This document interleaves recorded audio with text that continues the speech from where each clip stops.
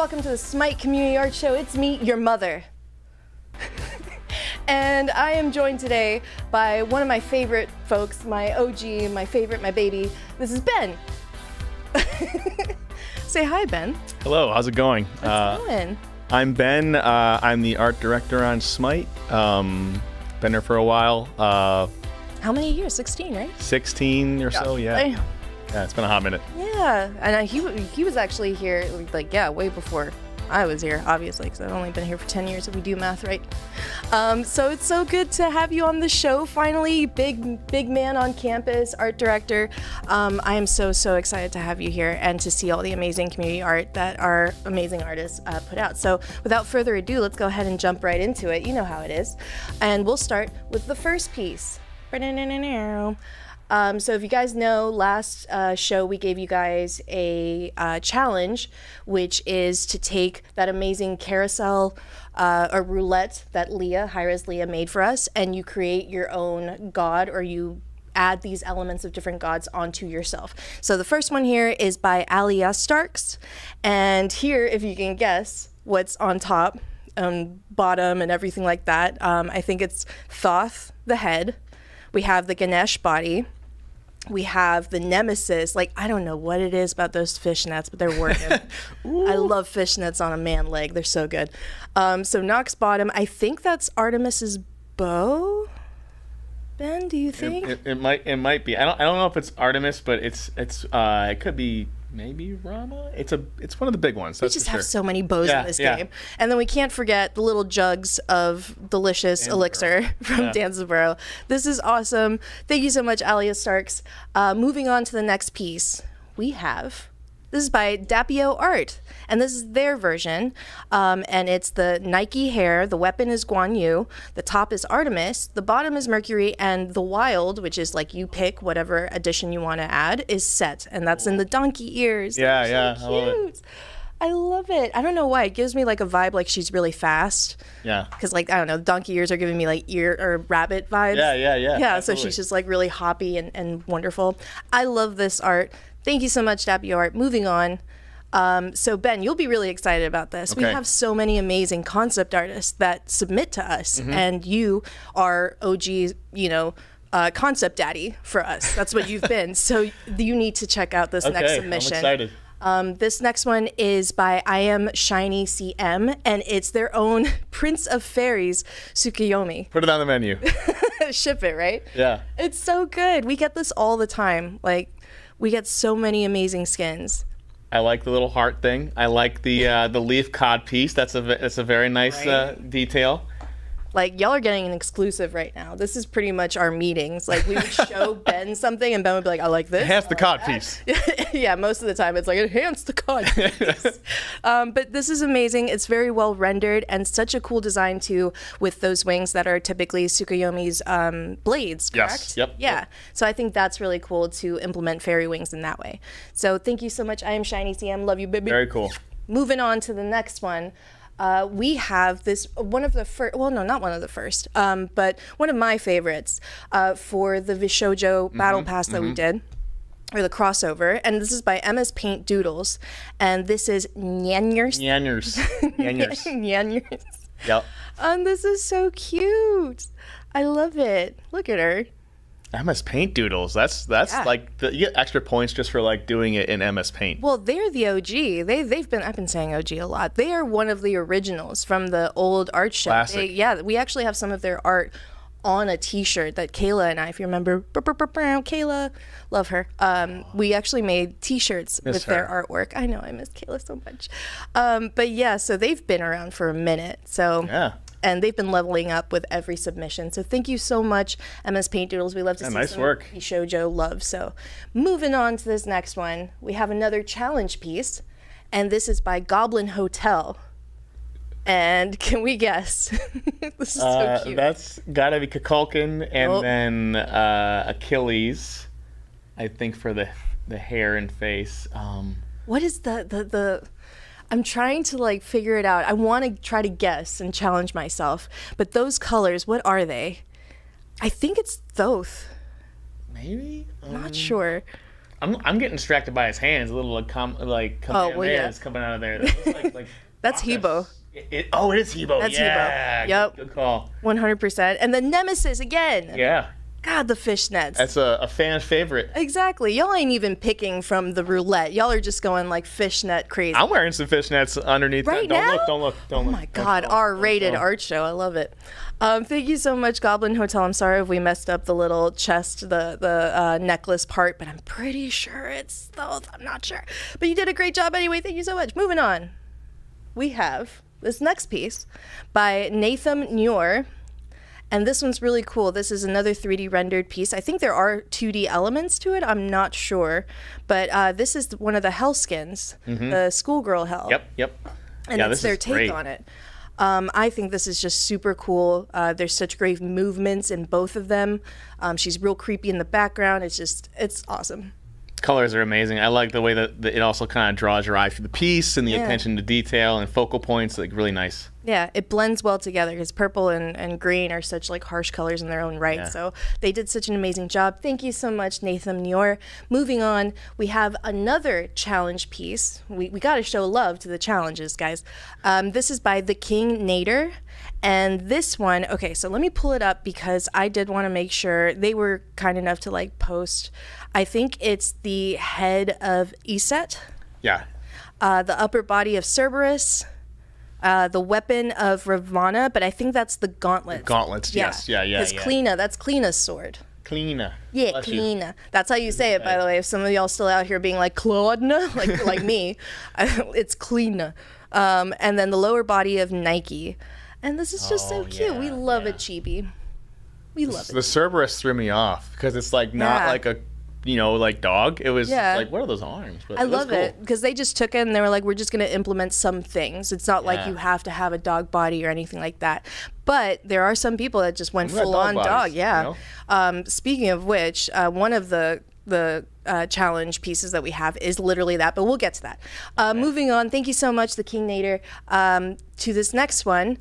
This is by Myteria. Hey, girl. And this is the new Artemis. Very cool. Super cool. I love it. I think like it's so cute. Her little hands, the gesture is really sweet and soft. And yeah, Myteria tends to do like such amazing art when it comes to like focal points of the face. Like they really kill it every time. Like such cute faces, and their brushwork's really good. So yeah. Isn't that cute? I love it. All the pearls and the strings. Thank you so much, Myteria. You're the best. Moving on to the next one. This is by Jazzy030, and this is another challenge piece. And we have the head of Zeus, the top of Iset, the bottom of Erlangshen, and the weapon of Cernunnos, and then their wild was Lancelot. So they had like a little horse. Yeah, that's fantastic. I love this one. It's so simple, and the lines are just like so easy, but you know what every single individual element is. It's so good. It's just like, oh my God, the little Lancelot horse. Oh, it's so cute. Thank you so much, Jazzy030. Very cool. All right, so this is the one that I was mentioning that some people went absolutely crazy with it. This is the next piece that we have by our very own Wolf Dog Art. I love them so much. Classic. Yeah, classic. They've given us such amazing work over the years. They did Cernunnos all over, or not, Cerberus all over. Yeah. They did Freya, obviously the tattoo. I think Freya's top as well, and her gauntlets with the Ganesha body.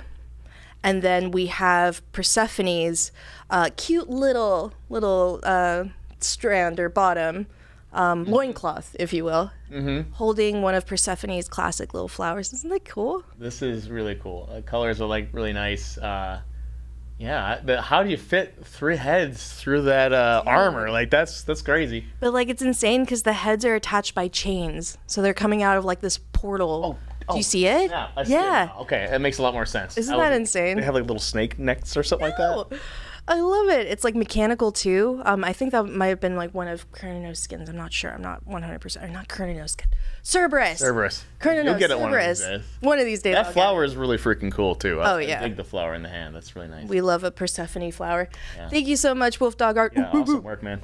Great job. And now, guys, we made it to the end, to the pick of the show. My favorite. This one is gorgeous. This is by Dystemia. And this is, what was it, like Blood Raven? It's like a vampire Nox, Yeah. like a countess or something like that. But like, look at this. This is insane. It's just like I have such a hard time sometimes drawing cloth. Yeah. And this is just so natural and so good. There's even like some textural work, right? Like done in like the cloth. It's like almost like old school comic-y that feels like really like pop art style, right? Like that's really, really cool. I'm sure it took a lot of time to do, but the execution is really well done. There's even like a gradient of like, if there's a lot more strokes at the bottom that's darker and it gets like lighter into the red. They killed it. This is like insane. It's really hard to do that with like very well-defined small black lines. It's got like a chiaroscuro thing going on too, like where like the ribbons are just kind of popping out of the dark. It's super cool. It's insane. This is such a good piece. Thank you so much, Dystemia, and congratulations on being the pick of the show. Nice work. Everybody, just so you know, we did change up some things. We finally have some gem prizes and prizes in general to give you guys. We've implemented that back to the art show, and we're so excited to be able to provide the winner of the pick of the show, 400 gems, and then everybody who has submitted, who is featured, gets an avatar and the Season of Hope chest. So that's exciting. Dope. I hope you guys are happy with that, because that's all we could do. So I love you. Maybe we can do more. I don't know. We'll see. But yeah, guys, so keep that in mind if you guys missed our post on our Twitter. So yay! Please keep drawing and doing such amazing work. Real quick, I want to do a little spotlight on Ben, our dearest Ben. He has been such a pivotal role in Hi-Rez and in SMITE in so many aspects. You really have. You're trying to make me blush now. No, for real. Like, he's the guy. And we actually have some of his work we'd love to show you. It's some classic SMITE stuff.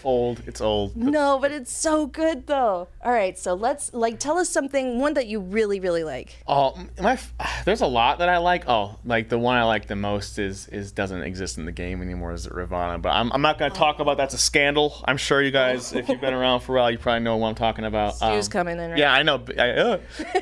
I really like the Thanatos in the top left, like the Grim Reaper one. I'm a big fan of like Castlevania and stuff like that, and like there's like a Grim Reaper character in every Castlevania, and I was like really inspired by there was a great concept to begin with that John Bridges did, who was our lead concept artist. My boss. Yeah, love you, John. He's the best. And I was like taking that reference, and I was like, how can I like Castlevania this up as much as possible, right? Yeah. So like that one I like a lot. This one's super dope.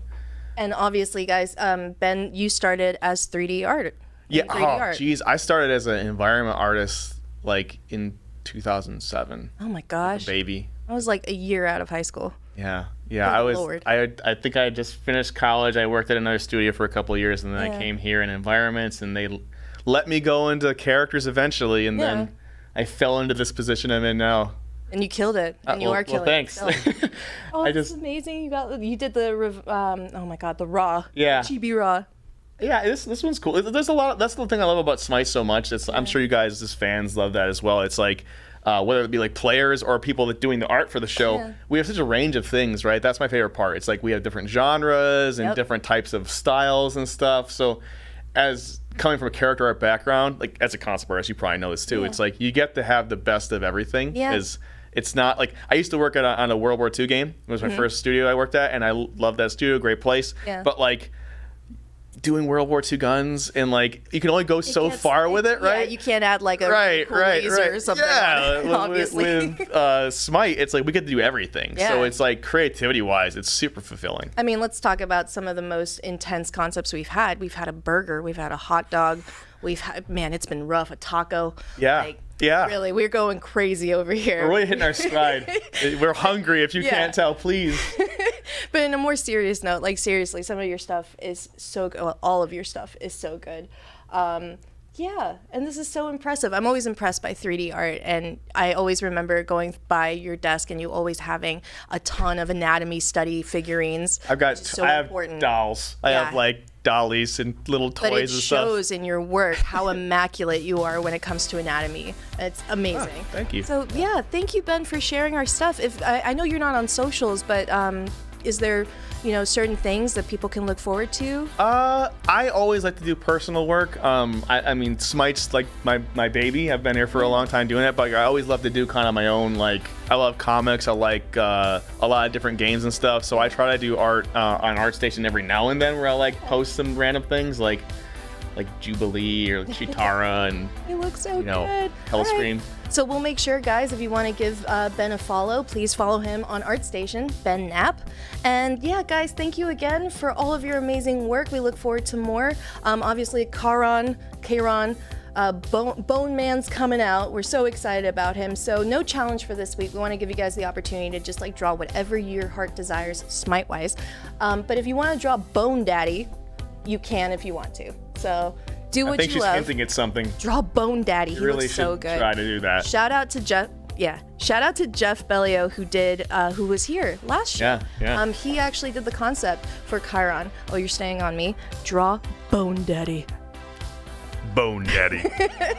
All right, guys, we'll let you go. We're done with this nonsense. I love you guys. This has been Ben. It's me, your mother, like I said. And be good, and we'll catch you in the next show. I love you. Bye.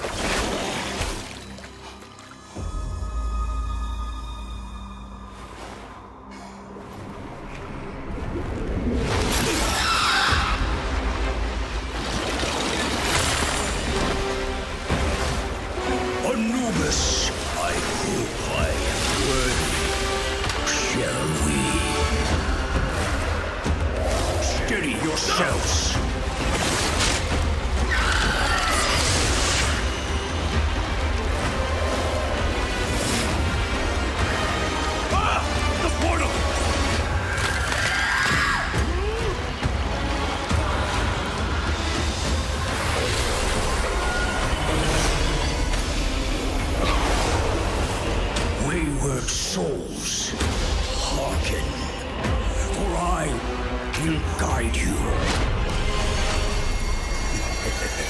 A new world is waiting.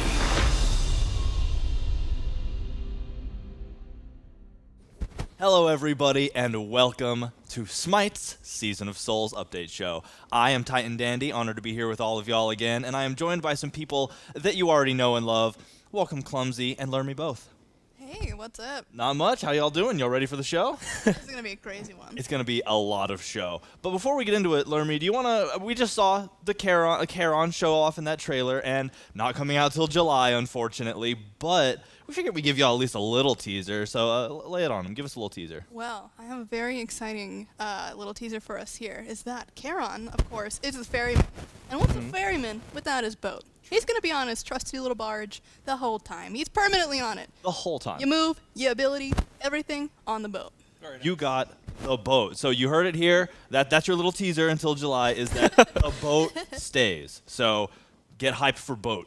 So past that, I guess we should just dive right in. There are so many things to talk about today that we're just going to get right into it. Starting with just talking about the Season of Souls. We're here now. 10.6 is the Season of Souls. For those of you who have been around a while, we're starting off a whole new season, which you should know means big stuff. So we have a graphic here to show y'all of just kind of an overview of what the seasons look like. So we've made it through the Season of Monsters, which was kicked off at SWC. We're into we just passed out of Season of Hope, and we're kicking off the Season of Souls now, which will lead through the next 3 updates, starting with, again, today with 10.6. So many things to talk about. Like, I double underline that. The update notes are live, so if you want to follow along with those, hop in there. It's going to have all the numbers, even the ones we can't talk about on show, because the show would be 6.5 hours otherwise. So, yeah, super excited for all of that, and super excited for us to get into this. Starting with some changes in Conquest. So, Conquest, as you have seen, new map, but a new map means a lot of new mechanics. They added a whole ton of stuff, starting with just a general art. So let's get into the art a little bit. Oh yeah, this is one of the coolest maps we've done all year, honestly. Really? I am such a huge fan. We've taken like the brightness, there was a nice shining rainbow light coming through with the Season of Hope, and Eshell brought it, and it was beautiful. That map was gorgeous, don't get me wrong. Oh yeah. However, we've got some darkness, some doom coming, but like kind of in a little bit of a fun way, The souls are out to play, as you might say. Yeah. So you'll be seeing a lot of various skeletons, a little bit of water theming as well, because of course our boat boys gotta have somewhere to swim. You know? Right. This is a new playground, right? Yeah. Can't be a boat out of water. Indeed, indeed. Well, that's super awesome. And yeah, so just to get into the SMITE lore a little bit, like the Battleground of the Gods has sunk down into the underworld, and that's where Charon shows up to start helping out the deities that have been hanging out there already. So there's a lot of new stuff that we're going to be able to dive into, actually, and check out in the map, such as the River of Styx, giant walking skeletons, tons and tons of stuff. So, I mean, do y'all want to hop into the map? Is that something? Yeah, let's do it. I'm ready. Okay, can we hop in? Are we ready? Let's do it. Sweet. Yo. Nice, looking good. Immediately the tone shift, the skybox, the lighting. You can already tell you're in a whole different aspect Look of at the those world. clouds. What's going on Yeah. Actual it's sky creepy. skeletons. Hi, skeletons. So let's get into some of the geometry of the map now that Absolutely. we're here. Starting with the mid lane. That looks like a beefier mid lane to me. Yeah, absolutely. I think one of the biggest changes that you're going to see on the Conquest map in terms of gameplay is going to be the mid lane that has changed. It's gotten a lot wider. You're going to see it's not nearly as safe as it used to be, but there's also just a lot more room to play around in, a lot more room to fight in. And that comes with it this new kind of objective here that we can see called the Stygian Beacon. The Stygian Beacon. Wow, that's really cool looking. I mean, so what does the Stygian Beacon do? So at 12 minutes in-game, and it happens at 12 minutes every single Conquest game that you're in, the Stygian Beacon will activate. And so it basically acts as a capture point for all members of your team. If you want to roll up, cool. If you don't, that's also cool too. But the victors on that capture point will get a permanent buff for the rest of the match called the Stygian Infusion. And that infusion will grant 1% movement speed, and it will also grant additional damage to structures and lane pushers, which we'll get to a little bit later. Yeah, if you've checked out the closer blog posts and stuff, you might have seen some spoilers and some more information that have been put out there. But outside of just the mid lane, there's also a couple of small other changes that we've made. Yeah. The buff camp specifically, the ones closest to tier 1, so green, red, purple and blue, they actually have little windows through them, so you can now kind of see from lane or from the jungle kind of what's going on through them. Okay, so you can, if somebody's trying to roll up and steal your camp, you could spot them through there and Yeah, maybe exactly. take action or get the call out. All right, that's super awesome. So it looks like there's something else here called Soul Surges. What's that? Oh, that is our general new mechanic for the Season of Soul. So this will happen in every single match. Every match? Yeah, not necessarily just in Conquest. It happens in every match. So, You're talking arena. You're talking joust. You're talking. oh yeah, all of them. That's every single crazy. one. So how this works is when any god dies, any god, it can Any be god. you, it can be an enemy, but when they die, Poor Odin here. a soul surge, and look at it go. So this is an area that will expand directly after a god's demise. And so what occurs in here is that you get increased movement speed, and every so often a soul minion will spawn that you are able to kill, gain XP, all that fun stuff. But if another god dies while inside this soul surge, then it will make the area a little bit longer. It'll extend the duration, and you'll just keep going. You'll keep making that thing bigger. It'll go and go and go, and it gets pretty big. There is a cap on it. Yeah, of course. But, that just encourages you to fight a little bit more in that area and keep expanding the surge. Keep getting those rewards and continuing to farm those little ghosty boys that roll up. That's crazy. I can only imagine you're getting to some huge team fight, and all of a sudden there's this massive bubble forming, and there's these spirits joining in on the fight. Like, that's absolutely incredible. Yeah, another fun mechanic that isn't taking place in Conquest, but is in other modes, is that if you die while within a soul surge, then your respawn timer is decreased. But again, that is only in other modes beyond Conquest. This does not happen in Conquest. And that also won't count for the initial god that or player that dies that creates the soul surge. True. They're the one Yeah, who gets they the largest create it. penalty. Yeah, exactly. Got it. All the benefits and all the changes are happening due to their death. But that's really cool, though. So what you're saying is I can now run it down even faster in arena, basically. Kind of. Yeah, Kind of. more fighting, less time on that gray screen. All right, I am so sorry for anybody who's in my games. So cool. So we already talked about the Stygian Beacon a little bit, which is super exciting and also very massive. So I guess let's get into the Titans. We've seen a lot of stuff about them. It seems they get a little bit unleashed. What's that about? Yeah, so we talked about that Stygian Beacon a little bit ago, right? And so you can see here on our HUD, we have a couple new elements to take a look at. Yeah, I saw. So that logo on the left side that is brand new is actually the beacon counter, more or less. Okay. And so you can see that it has 3 blue segments on it. And so each time a beacon is captured, that will be one step closer to unleashing the Titan. And of course, there are only ever 3 beacon stages throughout the entire game. Only 3. Only 3. Doesn't matter who gets them, only 3. Got it. And so, after all 3 beacons have been completed, then the Titans will unleash. And so these Titans are big. They are going to run down a lane, and so it picks a lane depending on, which lane has the most combined structure health between both teams. The Titans will go down completely symmetrically. They're also completely symmetrical in their stats, and they are not affected at all by the amount of towers, structures, etc. that are up on your side of the map. They are symmetrical. The difference is, if you have that Stygian Infusion, that's going to help you deal more damage to the lane pushers, which, they're the Titans. Yeah. Got it. Okay, wow, that was crazy. Again, for anybody following along, make sure to check out the update notes because it'll go over all of this in detail because it's a lot. Like, these are very big changes, and you're pushing lane with your Titan. That's absolutely crazy. It's kind of something that, we've always wanted to think about. It's almost like an internal, not necessarily a joke, but an idea, like a little brainstorm piece, a little nugget of information that we wanted to see if we could ever accomplish. And, there's always been jokes about that in the community as well. It's like, what if the Titans just gave up and just started attacking, right? Yeah. What if they just got tired of their confines and started going? We're like, and, we took the time to really get into it, and we thought this was the right opportunity to give it a go. And I mean, the gameplay of it does really change around what's going to happen, right? We wanted to make sure that the Titan pushing mechanic, the Unleashed Titans, doesn't just happen at a random interval. It is tied to the Stygian beacons. It is tied to the binds of Tartarus that are being broken, unshackling them. So it's kind of a thematic and gameplay and cohesion between the two systems. It just shows how much attention to detail that you get here. Because y'all were like, we could just let them run at each other and have a fist fight in mid lane. But we're gonna add lore and theming and make sure it flows with the map. So that's absolutely incredible. But my question is, my Titan runs it down mid lane and dies. how does that affect my team? Is that game over for me? So when your Unleashed Titan dies, it is not game over. Okay. It does teleport back to your base, and at that point, the remaining Titan, if there is one, they could die at the same time, is then still free to keep continuing to push down that lane. You know, Titans can even basically end the game. In our playtest, we've seen a lot of variance in terms of how much power they've done, how much focus we've had on like actually going over to them, killing them. There's a lot of different strategies that can occur when these Titans spawn out on the map and get unleashed. So I'm really excited to see what players will do, in terms of that, that play style, that strategy, because it really is a whole new layer. I was about to say, it's it adds a whole new element of, do I push this, or do I push on the far lane because everybody's squadding up for the team fight? Do I join in the team fight to make sure it's even and we try to outpush the enemy team? So there'll be a lot of wiggle room, and I'm really excited to see a lot of that. We're going to get into this a little bit later, but like this season, we wanted to take the opportunity to make sure that we addressed how the game pace is feeling. One, right now with the Stygian beacons happening kind of on these timed intervals, you kind of have more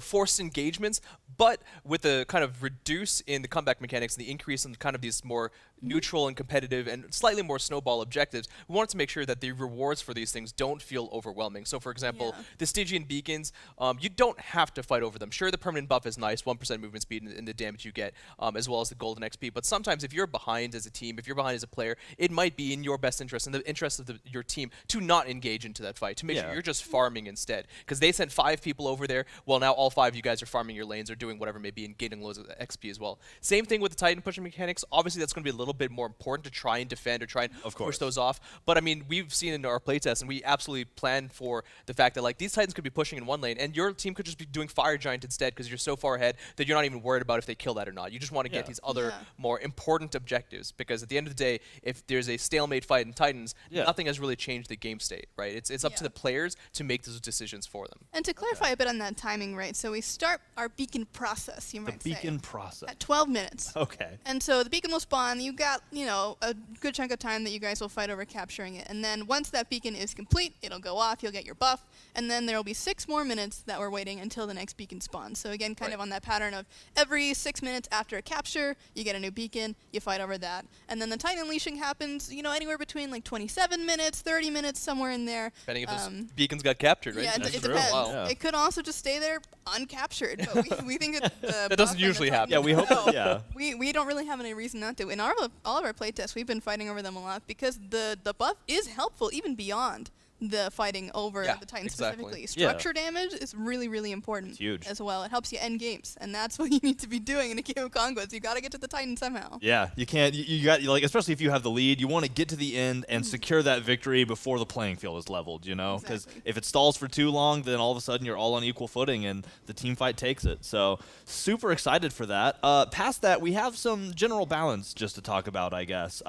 So what are some balance changes that have come? I mean, it looks like Titans had a couple changes. There's all kinds of things, and again, all on the patch notes because there's tons of stuff. But what are some highlights if y'all want to throw them? Some important ones to shout out of that. Fire Giant is getting a change in the respawn and buff duration as well. So this is going back to previous numbers. We're having a 4-minute Fire Giant's Might buff duration, and a 5-minute Fire Giant respawn timer. So this will also kind of extend that window of opportunity so that players don't feel so rushed to go and try and use their Fire Giant buff to its fullest extent, and it's also going to kind of more pace out those Fire Giant fights a little bit more spread out again. Got it. All right, that sounds cool. Are there any other highlights you want to throw at me?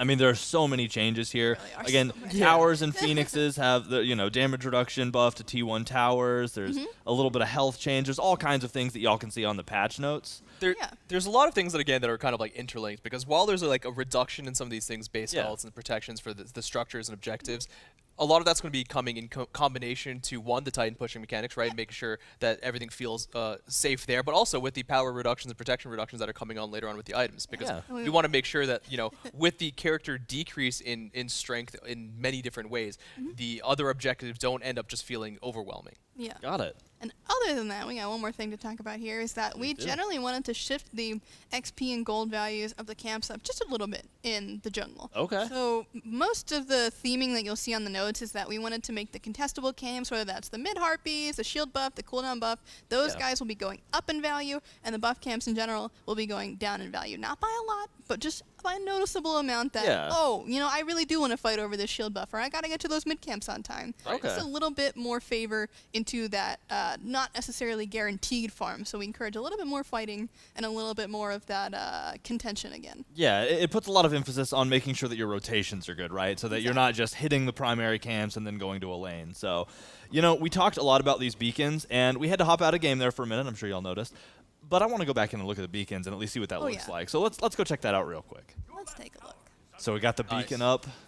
Yep, so this is the beacon's up, and you can see on the HUD element that Lermy was talking about earlier that we're on the third Stygian beacon. Ooh. Okay. The timer kind of has changed as well. You can also see on the second head elements the progress of the beacon capture point, and you can see now we're finishing off. And That's cool, the Stygian souls. beacon. And you can even see another third HUD element. Oh yeah, look at that. There's a lot of work put into not just like the environments and the level design, but also the effects and the sounds as well coming in.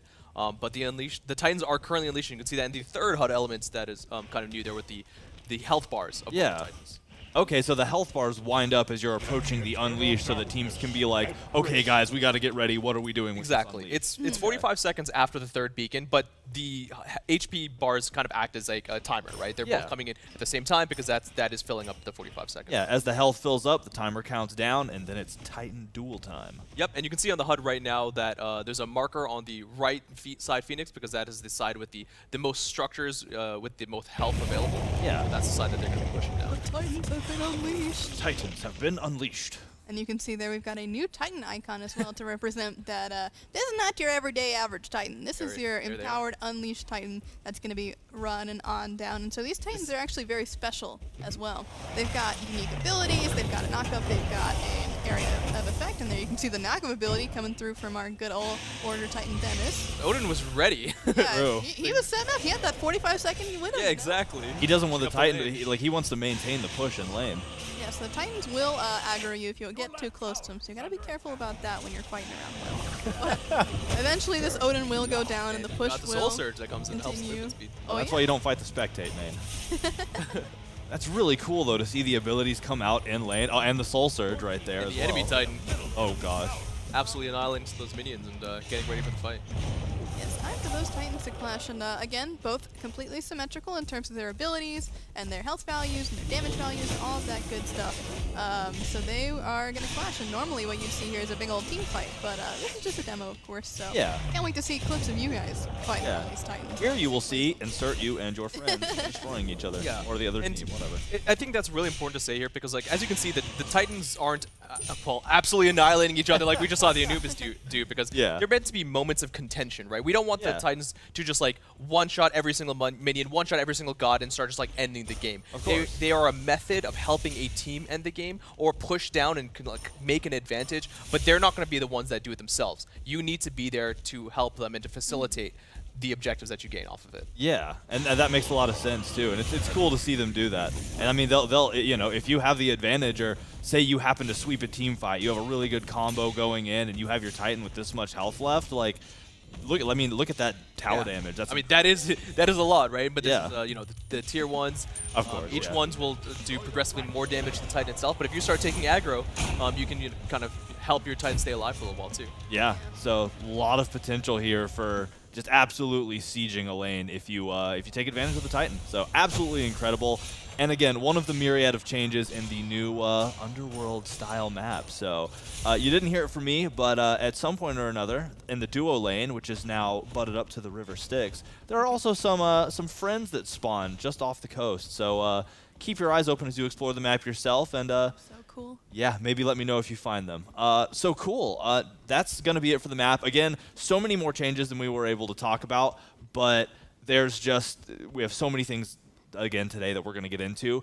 Make sure to go check out the update notes, hop into the PTS when you're able to, and you'll be able to see everything for yourself, and it is so incredible. But we got to keep rolling into our new Battle Pass. So we have a new Battle Pass this time called the Dark Dominion Battle Pass, and let's watch the video to get a look at it. I am always watching. Your end is nigh. Burn in the inferno! I'll shred you! I am death!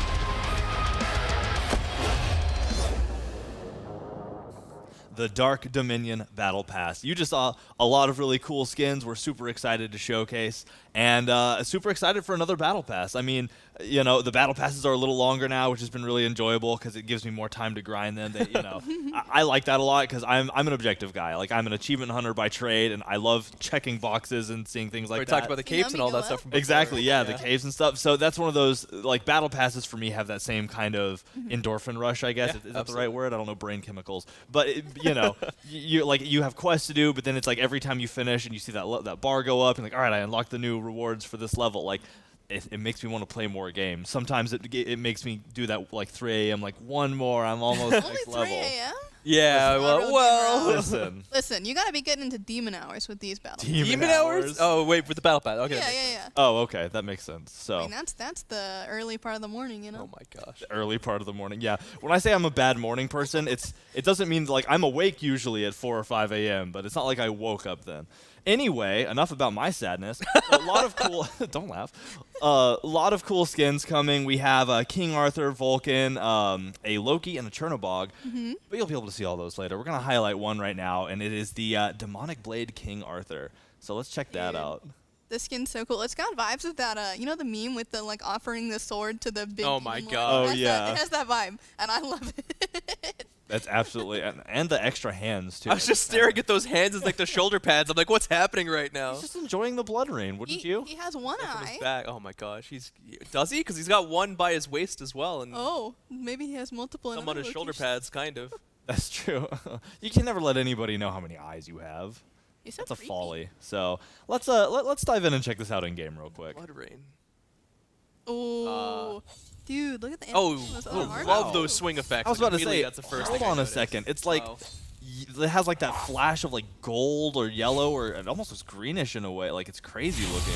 Oh, there's some greenish. It will be feels stealing your soul with those. Yeah, Dude, those are sick. that's Yeah, really cool that's too, kudos. because it has kind of that like Ooh. demonic hellfire thing with Yeah, some, absolutely. and then more of like a soul fire with the other. So it, Emphasizes the two stances. That's super cool. yeah. Oh, he's spinning. The way like the green like soul effects kind of dissipates slightly slower than the red and purple fiery kind of effects. Very cool. Yeah, you can really tell which is which here. Yeah, you'll definitely know, like, all right, well, he just used that, so he's in this stance now, or it definitely lends itself to a very easy visual understanding. God, every time, you know, you look at stuff like this, and you're like, our FX team they just did it again. Yeah, but we can't overshadow like the model itself. The model itself in game looks And the fantastic. animations too. Like look at all those like extra arms and how they move around in the abilities. Like he's using those things. Yeah. They're not just there for show. Which is crazy, by the way. As somebody with zero like understanding of modeling, I can't imagine making one set of arms do stuff, let alone a creature that has like, I don't know, 6 arms. Like you got some as like down at the belt, some up there in the back, and they all exist in this model that's so coherent. Nice. Oh, that's Oh, that's awesome. I love all the like sigils on the ground too. It's not for Camelot this time. Definitely not for Or did you? Camelot. So, but either way, this will be part of the Dark Dominion Battle Pass. You can check it out with the release of 10.6. And there are some updates with this Battle Pass, too, that are really cool, I think. I like to call this a dub for the community. But I'm going to leave after this. This is actually. They're- officially known as. I will. You all can They're say- firing me. Talk about memes and It's my stuff. last update show. But no, so what I wanted to tell y'all is that starting with this Battle Pass, y'all will be able to purchase and gift these Battle Passes through Nexus. Oh, that's very right. cool. Right? That's what I told you. It's That's community super dub. awesome. Right? I love these dubs that like I'm also like not fully aware of when I go in. It's like, oh wait, we're doing that. That's Yeah, sick. That's really cool. I gotta be surprised with you guys. So, but yeah, so, you know, if you want to give this to a friend or support one of your favorite content creators or your favorite streamer in the SMITE community, you can pick up the Battle Pass through Nexus now. So easier to gift than ever. If your friend is like, oh man, I want the Battle Pass, but I'm just not, you know, I can't. Give it to them for their birthday. Give it to them because they're a friend and you like them, and you know, it supports your friend, it supports your favorite streamer. It's a win-win-win-win-win-win-win. So super excited for that and for the ability to continue giving our community the chance to partake in the amazing that is Smite. So. Oh yeah. I'm talking in circles because I love it so much. Either way, super awesome, and we're super proud to announce that. So look out for this Battle Pass with 10.6 next Tuesday. So moving on, we got some quality of life and news stuff we're going to talk about. So starting with Pride. Happy Pride. It's Pride Month. Yeah. So super excited to support that with Pride shirts. You can pick up these amazing Pride shirts to celebrate Pride, to show your support, and also know that all of the revenue and proceeds goes to support the Trevor Project. So not only will you be physically, with style, showcasing your support, but you will also be helping the Trevor Project during this month, or during the sale of these shirts. So make sure to grab one, represent with the super awesome, the rainbow logo, and support an amazing project, the Trevor Project. So once again, happy Pride.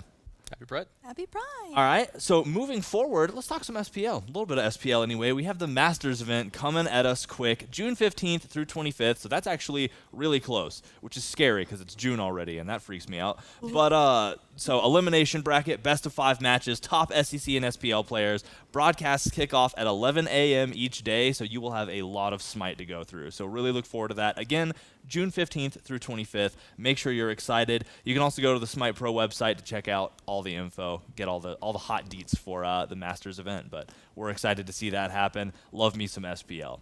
Moving down the line, a little bit of quality of life stuff. So we kind of have one big thing here that's super awesome and I'm super excited to talk about, and that is that Smite will now run on Linux systems. Nice. So this was a collaborative effort with people from the community who really came forward and helped us figure out how we could make this happen and how we can make this work.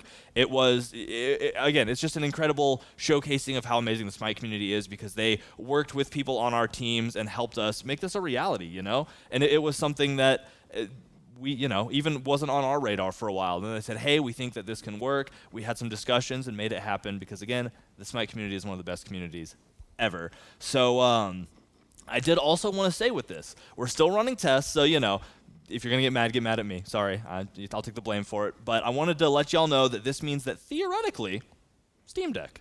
Oh, very nice. Right? Yeah, of course. It would work on Steam That's Deck. huge. Yeah, so with the ability to work on Linux now, again, we're still testing things. We're early on in the process, but it's something that is potentially in the future, and we're gonna keep working on, and we'll keep our finger on the pulse, and we'll let y'all know as we continue to work through it. But get hyped for it. That means you have more ways to take Smite with you wherever you go. Sweet. So super excited for it. And again, I'm gonna read off some names. I'm sorry if I butcher any of these. Yeah, that's how usernames are. But we had a couple websites help out. We had a makerspace called FabLabber. We had a hackerspace called Base48. They were super helpful with this, along with some people from the r/Smite Discord. We have Parsley, Eternalis, and Cray, all super helpful, all deserving of shout-outs, and many more that I'm sure that I am not shouting out right now. But thank y'all so much for your incredible efforts in helping us bring Smite to more people. We love the opportunity, and we love getting to work with y'all on that. So yeah, just some fun stuff to shout out. I was really excited to. But now we're getting into a beefy part of the show. This is a big part. This is the part that a lot of people were waiting for. We got balance, and we got a lot of balance. And We do. I'm gonna say it again. Not all of it's written down here. I mean, we're going to cover all of the big groups, but if you want the individual numbers, check out those update notes, because I put my heart and soul into those. So they are long. Like, I did that. I did a lot of work for those. The design team, they had to make the stuff that goes in. Like, it's a lot of stuff. They've been working for, I don't know, since forever. Yeah. What? No. Don't let them know. All right. So anyway, let's dive right into it with some brand new glyphs, huh? Ooh. We're getting new glyphs with the Season of Souls, and it's starting off with it looks like, is it Relic Dagger getting some new stuff? Yeah, I guess let's just start with a little preamble, a clumsy preamble, if you will. Please do. Is that you'll see a lot of the changes that we're making here are a little bit more towards the tank orientation, giving tanks a little bit of love. In the past couple of patches, we've been looking at feedback and making sure that every category of Smite player, whether you're a frontline, whether you're backline, whether you're somewhere in between, we gotta make sure that everyone feels like that they have options in their builds, options in the gods that they pick, and their playstyle. So this is just one part of this kind of tank love theme that we're going to, but you'll see that we have a lot of other various helps for even our DPS players as well. But glyphs, They're for you, tanks. Get ready. My people. All right, so now, by the way, I love that we call them clumsy preambles, and I know I was why. Which preamble are we talking about? Because I've got another few lined up. I'm like, do I want to continue her preamble with a completely different preamble? It's like, do I want to just get right into it? But let's get into it, and then I'll do like an. I was just going to call it that they're called postscript. clumsy preambles because of the namesake, but they're always so articulate. Like, there's nothing clumsy about them. Either way.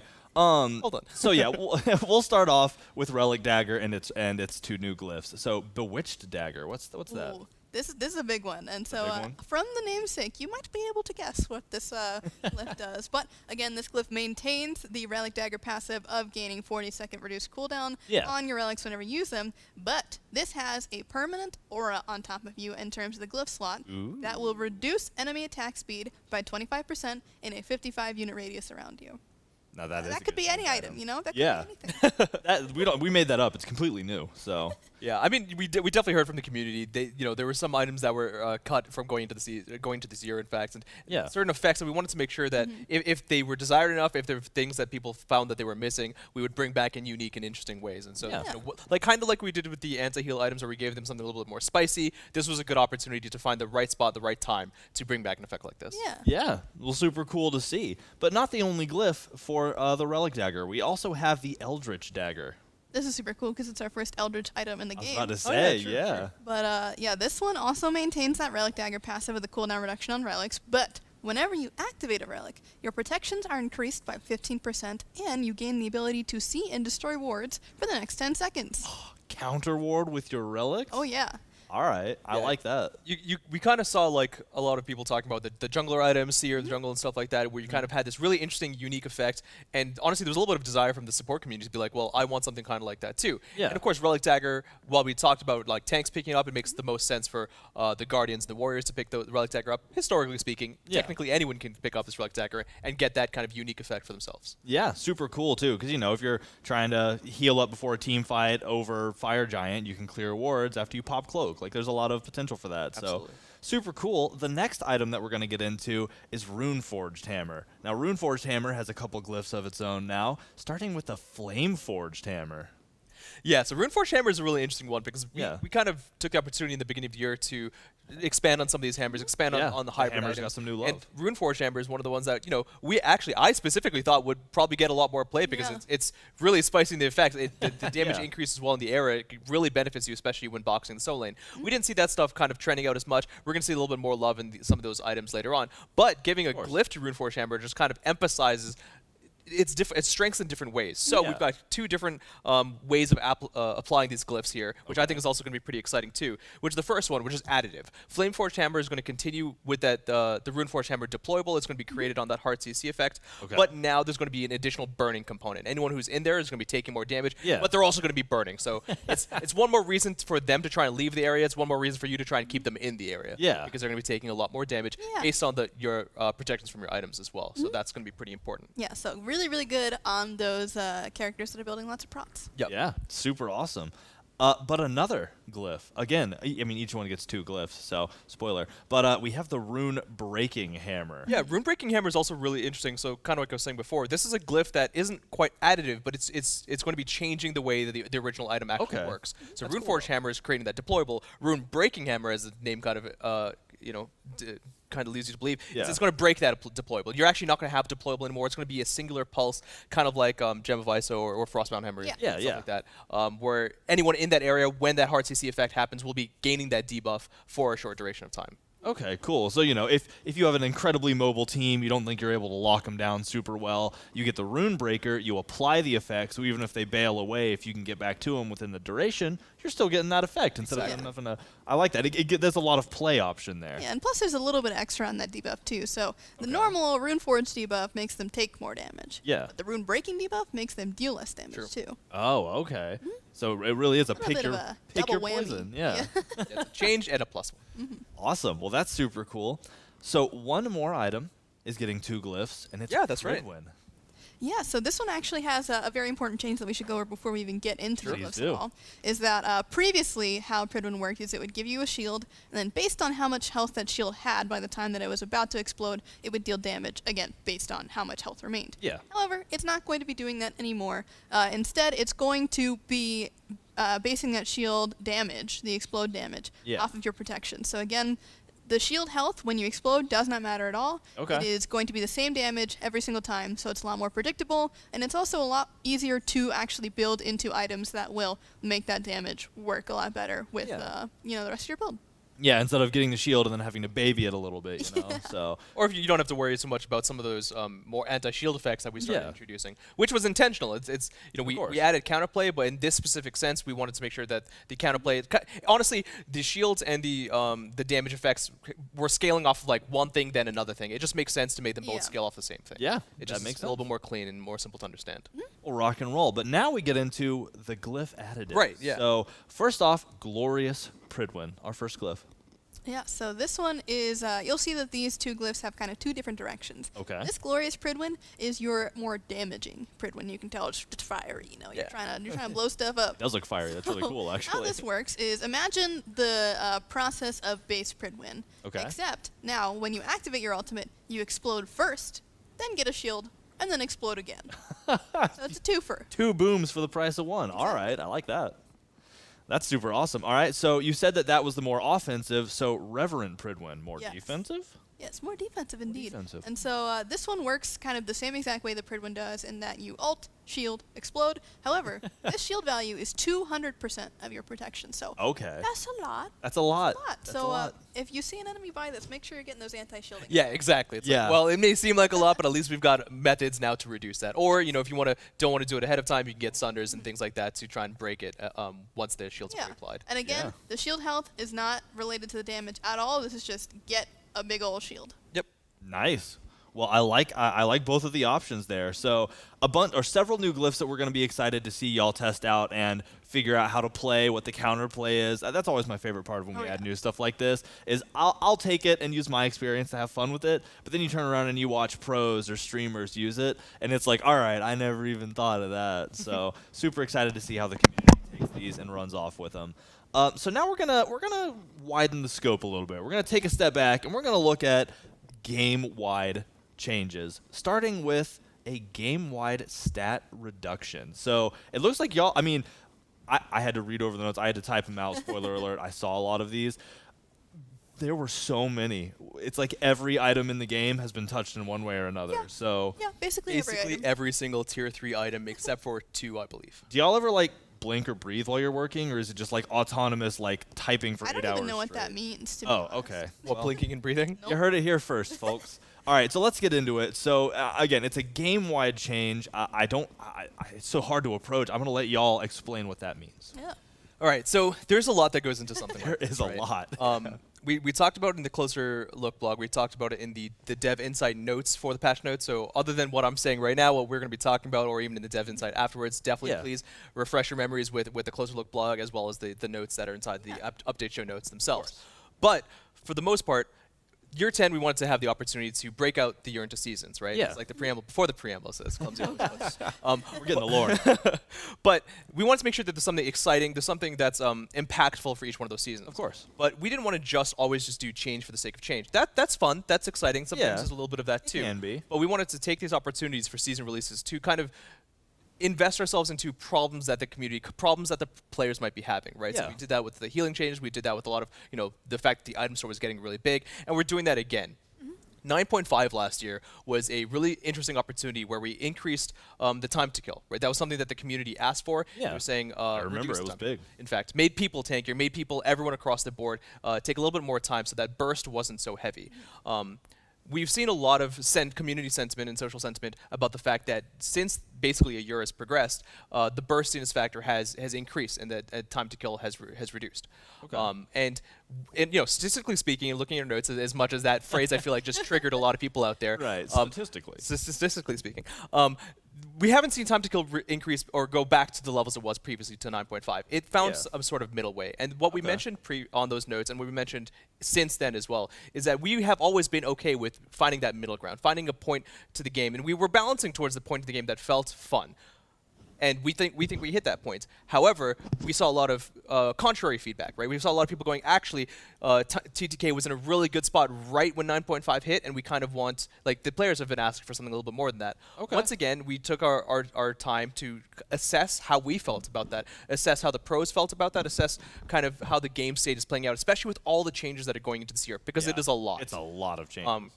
So we lined ourselves up, tried to find the right opportunity, trying to find the right approach and how to do so, and find the level of change that we wanted to do. Yeah. Season 3 and these changes that we've made are our kind of next step in trying to solve and alleviate some of those concerns. 30% damage, power off, magical power and physical power off of the DPS items, and 15% for health and protections isn't equivalent. It is a stat squish in a way. Yeah. It is going to make power going to be less important or less valuable compared to what it was. It's going to be less power, honestly, that you're going to be getting compared to the protections and health. That does make tanks a little bit tankier later on. That was an intentional goal that makes everyone a little bit tankier later on. Yeah. And some of those changes we're going to see, there's like extra changes with aura items and stuff like that we can talk about a little bit later. Those are in the patch notes too. Yeah. So that is effectively why we're doing the changes. It's a little bit of fallout. So one last thing that I want to say as well is that we fully expect the game state to be very different. It may not even be exactly pinpoint perfect of what everyone might be expecting. Of course, yeah. You also can't get that because everyone is expecting different things. Yeah. We also have a lot of game modes to consider, and items are ubiquitous between all of those as well. So we want to be careful of that. We are going to be keeping an extremely close eye. The sentiment's already be there. Is already there for people watching the patch notes. We're seeing like fors and against. We're seeing a lot of things. The reason why I want to give this last thing is that internally we did a lot of testing. We feel very comfortable. It's also one of the reasons why we reverted the penetration change. I wanted to talk about that now because I think that is extremely important to mention. Is that while we think that DPS overall has gone down, especially DPS to DPS, we've made some very specific changes to like Chins and Soul Reaver to exacerbate that fact, incentivize that fact. Tanks later on in the game, as they gain levels, as they start trending more towards level 20 and getting full items, specifically Guardians as well, they start to overtake a little bit with the latest changes. Okay. That's why we did the penetration revert, because that's around the time percent penetration specifically can help combat those issues. Yeah. So while people might be worried about tanks getting a lot stronger, percent penetration, which we did to kind of combat that previously, that change has been reverted to allow you to do a little bit more damage again in the late game. Yeah. Because that is, we don't want games to stall out. We don't want it to be a 5-tank meta. We understand that tanks are going to be stronger. That is a goal. We don't want them to be insurmountable. That is also a goal. Yeah, when you do need to be taking down those tanks, the build is definitely a lot more impactful. It's not like you can just build whatever you want into these tanks. You have to make sure that if you are against a comp that is very heavily tanky, the build is a lot more intentional now. That you got to make sure that you're going that.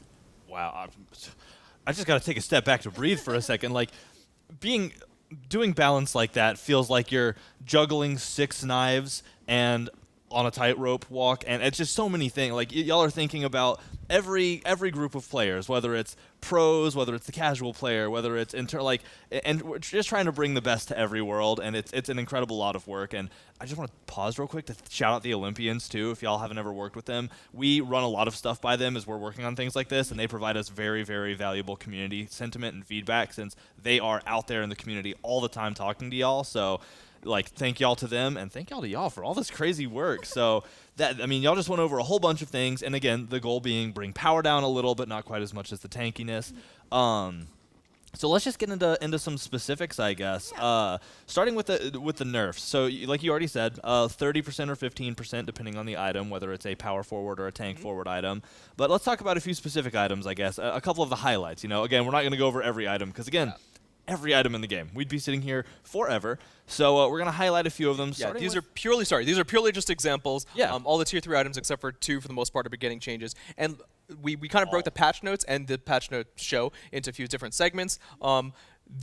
There's going to be a lot of there's a lot of people that are discussing, specifically this segment, the game-wide nerfs. We want it to be pretty fair. These are sweeping changes. Yeah. Some of these items may be way overly popular, may be underpopular, and they should be receiving, selective nerfs depending on that. Yeah. We did a very, very tiny bit amount of that. We wanted to be very careful, and we tried to call those out in the patch notes. And we're going to continue balancing that point. These are generally more sweeping changes. They are hitting every item. If we need to buff items after this, you're going to see that happen again. Yeah. Sure. So, like with everything we do, there will be a period of, I guess we're always watching, but we will be hyper observant after such a big change to see what shakes it up. Because we do a lot of internal testing, but even testing, 2-3 times a day, every single day, y'all will get in as a community, flood the gates, and find things that we can miss in hundreds of hours of testing because y'all have a talent for it. It is incredible, but y'all let us know, and we get to work on that. So, Yeah, let's get into a couple of the specifics, right? Starting with Erendite. Looks like, part of the nerf train. Yep, just power going down 75 to 50. That's This one, 15 is a big number. This one, I think is a highlight because you can start seeing some of the extremely high power items. Yeah. Around 75, was this Transcendence or whatever. The new high level of power isn't in the 70s for physical power, right? We're talking now more in the 50s. Yeah. So just expect that for these changes. Absolutely crazy. All right, so Contagion up next, more on the defensive side, also getting a little bit of a nerf. Yeah, so this is the physical protection, as it is a physical protection item. This is true. And the health, because it's got health on it. Yeah. So both being taken down a little bit, 60 to 50 and 150 to 100. All right, so Warlock Staff. Yes. Another one, getting a decrease. This is one of those items that we talked about a little bit earlier where underperforming, not seeing a whole lot of it. So we didn't want to be completely unfair to it. So we did take the magical power down from 95 to 65, which is quite a lot. That's a lot. Decrease the health from 150 to 100, and decrease magical power per stack from 0.8 to 0.6. So a bunch of nerfs across the board. But, we're keeping an eye on this one in particular because, again, we don't want it to be super popular and make tank meta stuff, but it is one of those items that is just not popular right now. So keep an eye on it. So something worth the eyeballs. Yeah, and then looking at the evolve stats, right? Just like we talked about for physical items, Erendite being around the 70s, 80s, or around there. Magical power items, and fairly so. We understand the community sentiment, which is why we've started doing a lot of these changes as well. Is that 150 is a lot of power. It is. Now 110 is the new a lot of power. Yeah. And that'll be a cool change. That'll be something to adjust to as well, is you get all these number changes, and I'm used to seeing certain levels of numbers, like 70s being high in the power area. So it'll be interesting to see these changes and reevaluate what is the high power, exactly, and what's worth investing in early to late game. So super cool. Next up, we're going to talk about a couple of the starter items that are getting some changes, starting with Sentinel's Embrace, which also falls under kind of an aura change thing. Yeah. So one, we obviously didn't list out every single item. Of course. Along with the tier 3 items, we consider the starter item upgrades basically the tier 3 levels. You generally keep them all for the rest of the game. So every single one of them got hit with very, very similar changes. Every single one. The note that we talked about for the aura changes is that there is a sub part of all these changes that we wanted to address too, which is we saw a lot of sentiment from the pro community as well as social feedback about how while supports are, strong or weak depending on how the game is going, depending on the game mode, auras themselves specifically are making other people in the team too tanky. Okay. Right? Is that one of the issues? There is a little bit of burst, but when the support's not there, they're getting burst down even more because when the support is there, they're just getting a lot of stats kind of almost artificially.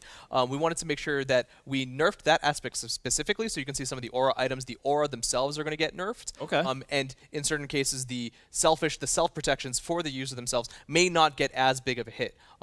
Compared to some of the other items. Yeah, got it. Again, and that falls under kind of what you said. There was this huge sweeping change where we touched everything.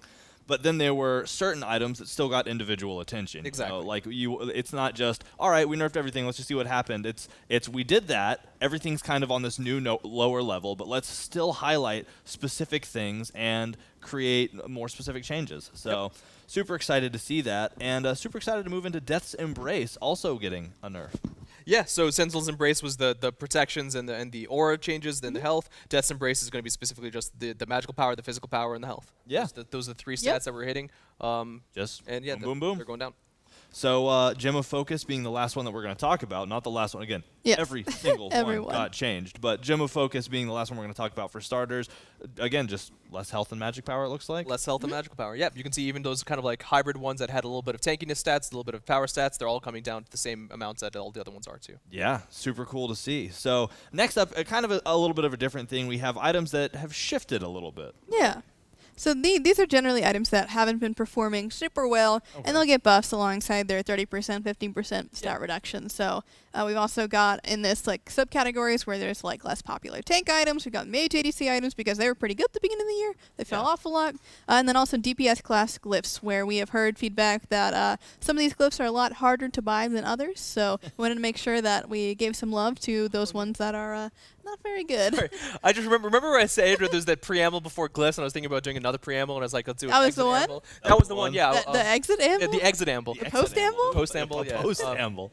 Yeah, so that one, I guess specifically since we just talked about it, glyphs as well. That's kind of one area that we were talking about. We wanted to expand upon. We wanted to make sure it got a little bit more utility to tankish love than DPS. It's another way, because I want to put a pin on this one because I know the community's been talking about this, so I wanted to mention it too. It's another place that we thought if we were going to be adding on glyphs, we could just add more DPS glyphs as well as the utility ones. We could just give them some love in that way too. We could also expand on how many glyphs people can buy. That's something that is not, we kind of started out in PTS testing originally in the season. That's something that we thought would be not necessary for this patch specifically, this season specifically, because that would increase the power late game. That is something that we were trying to restrict right now. We wanted, maybe that's something we could look at in the future. We're not against it. We're not against more DPS glyphs or anything like that, but we're not going to expand on that system right now when we want to curtail how much power is in the game. Exactly. This is a big power curve change and late game change. Not so much early game because again, those tier 1 starters are not getting adjusted. They may have some other miscellaneous changes to them that are kind of unrelated, but it will be basically just that late game, that power spike that you're getting a little bit smoothed out, a little bit lower overall. And it makes sense. With such big changes, you want to focus on one at a time. And so right now it's focused on that late game, that damage. Exactly. And we're focused on reining it in and bringing it down a little bit. So why would you want to then also be like, well, we can also work on adding more power at the same time? It's clashing. You want to do one, see how it changes the game, and then get into the later ones. So also next update, we have the pre and post ambles. This update, next update, power ambles. Watch out for that. It's really exciting. So they've been workshopping it.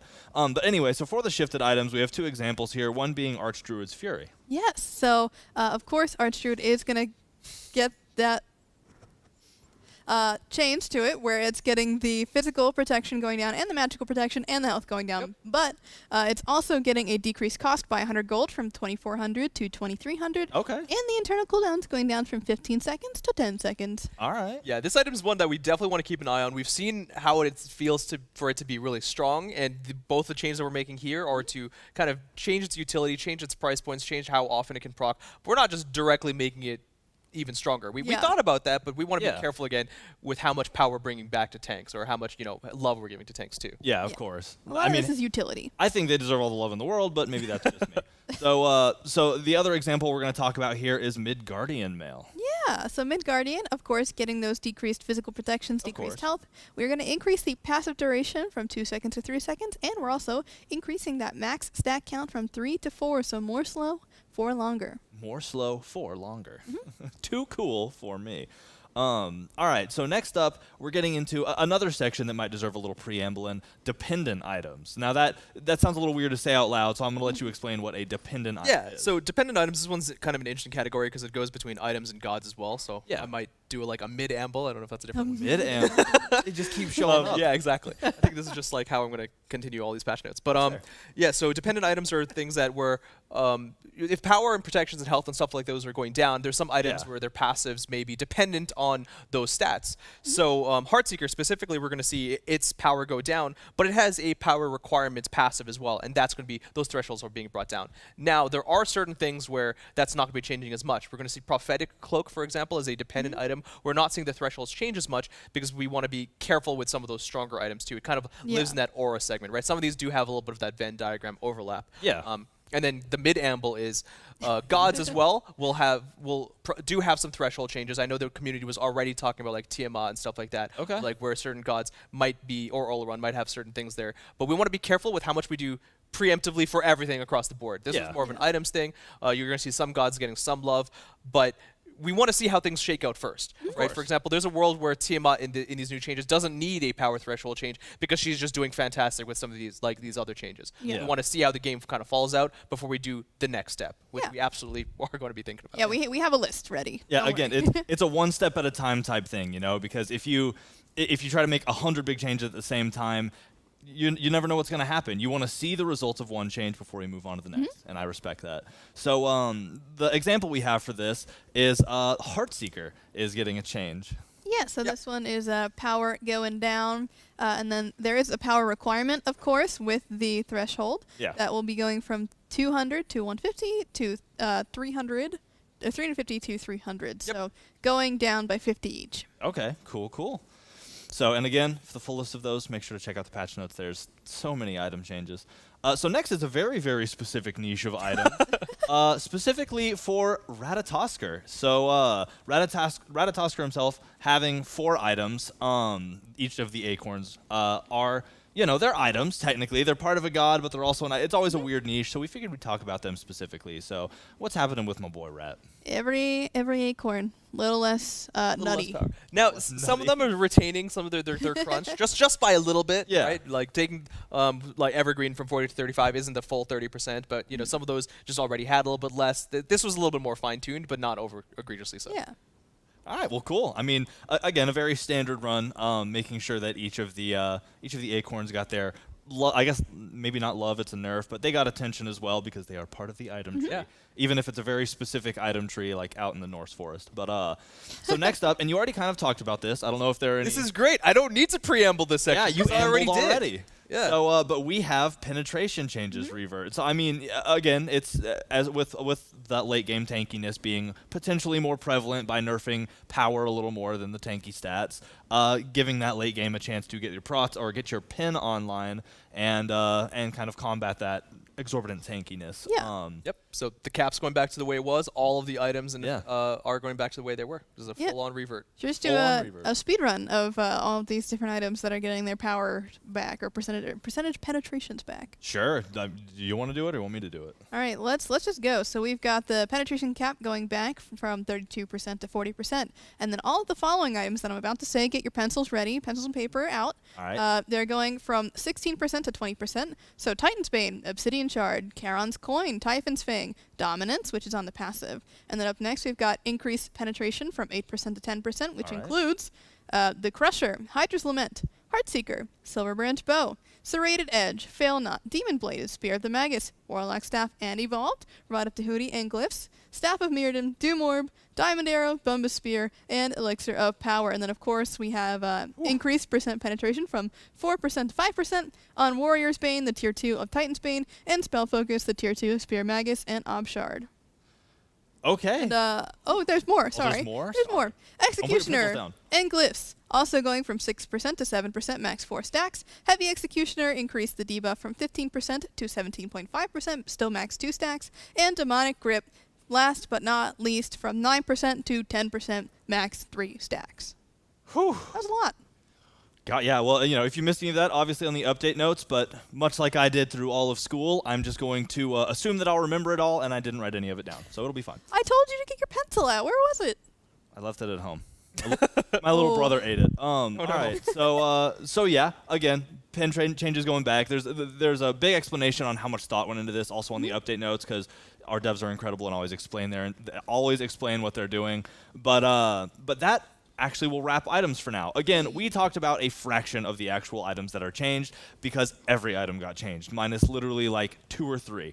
But you can see all of the numbers on the patch notes and prepare for PTS and for when the game launches next Tuesday with this update. But let's get into the gods now. So, we talked about items. We had the love from the items.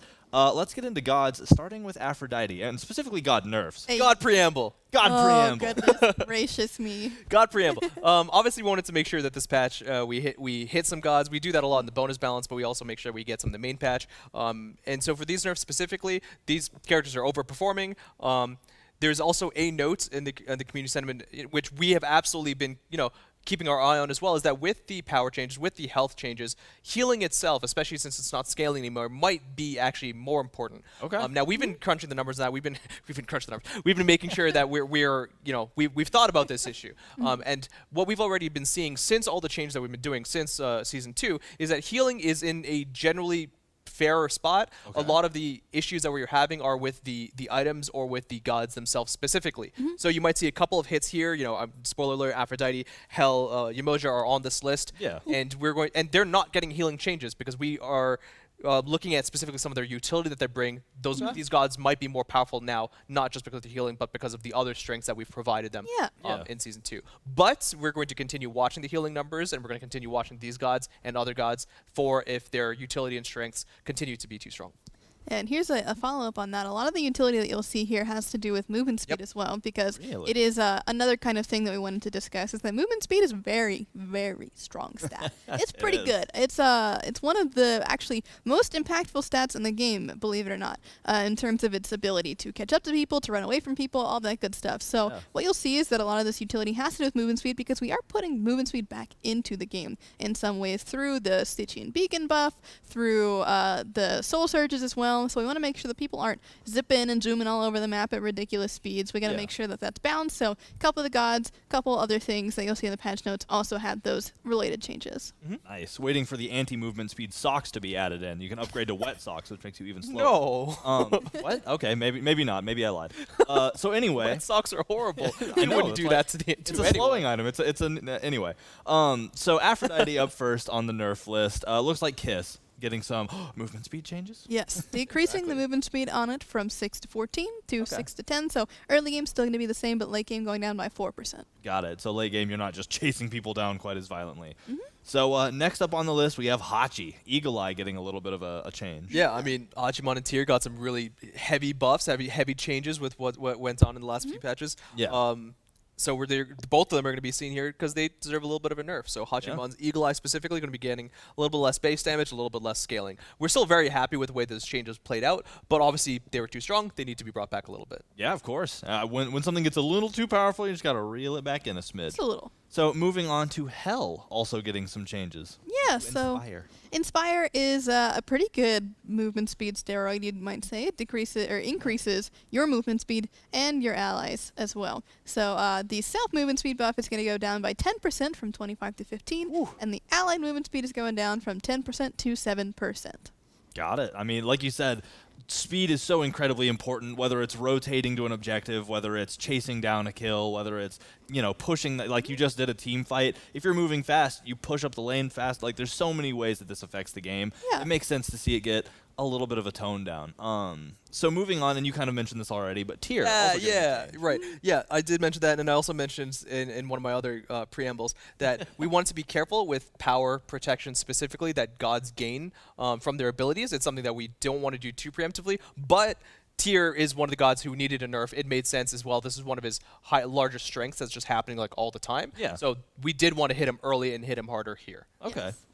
So, and it looks like, again, a nerf, a good change. So Vamana? So I'm going to mention on this one really quick. Vamana is one of the ones where I just mentioned power has been one of their strengths. We nerfed Vamana's power on his and his passive quite a bonus. bit recently. Yeah. So We we did. wanted to be a bit we could have just hit that again, but 3 times is unlucky for this one. So we went for a little bit of a different nerf here. That's also something that we've seen the pros in the community been suggesting too. Okay, cool. Well, let's get into it. It looks like Colossal Fury has a bit of a change. Yeah, so this is just going to decrease that initial duration of the ability from 6 to 4, and then again taking it down 2 more seconds from 10 to 8 at the max duration. So if you keep hitting him, he's not staying big baby for too much longer. I was about to say slightly less big baby Slightly rage. less. Got it. And then finally, as was kind of mentioned in the preamble, Yamoja also having a change, but again, not to healing, to movement speed, a movement speed based ability. Yep. So Riptide, again, when you go through it as an ally of Yamoja, you get increased movement speed after you do the little hop through the water. So this is going to go from 10 to 30% to 10 to 20%, again, leaving that rank 1 the same, and then taking it down at the top end. A little bit in the late game. Got it. All right, so that does it for the God nerfs. But we have some buffs. Oh, yeah. And again, we're not talking about all the buffs. You'll see them all in the update notes. But we cherry picked a few of them that we're going to talk about. So on her, starting with the A's, it's alphabetical, getting a little bit of a buff to shifting stands and the general. Yeah, so his attack speed base is going up by 0.1 from 0.9 to 1.0. So that's going to feel pretty good for him in the early game in terms of really being able to apply that passive super well, clearing the wave, all that good stuff. And then, of course, Shifting Sands is seeing an increase to the slow from 15 to 35 to 20 to 40. So just 5%, but 5% can be pretty impactful. 5% certainly can be. It's crazy how these percentages, you're like, 5%, that's not a lot, until you feel it, and you're like, oh, that's a lot. Yeah. And someone's gonna be like, but diminishing returns, and we're gonna be like, just try it, and I'll be like, okay. It's like we sit here and practice arguments in our head when we're bored. Erlang Shen up next on the buff list.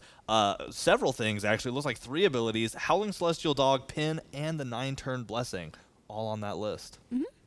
Yeah, Yeah, Erlungshen is one of those interesting gods that we've played around with a lot. We're still trying to find the right spot for him. Yeah. He's still a little bit on the weaker side right now, so we wanted to hit him or buff him in a couple of different places to make sure that we don't overly increase the strength in any specifically one area, but we give him a little bit more of a broad general move. overall So type. His passive, he's going to be getting a little bit more damage there. 0.2 seconds increase on the root duration for pin to try and help lock people down, a little bit of that CC utility, and then finally a little bit of defense. So offense, utility, defense on that ulti specifically when he's in that state by 10%, which is not a small amount, but it's only for a shorter period of time. Yeah, awesome.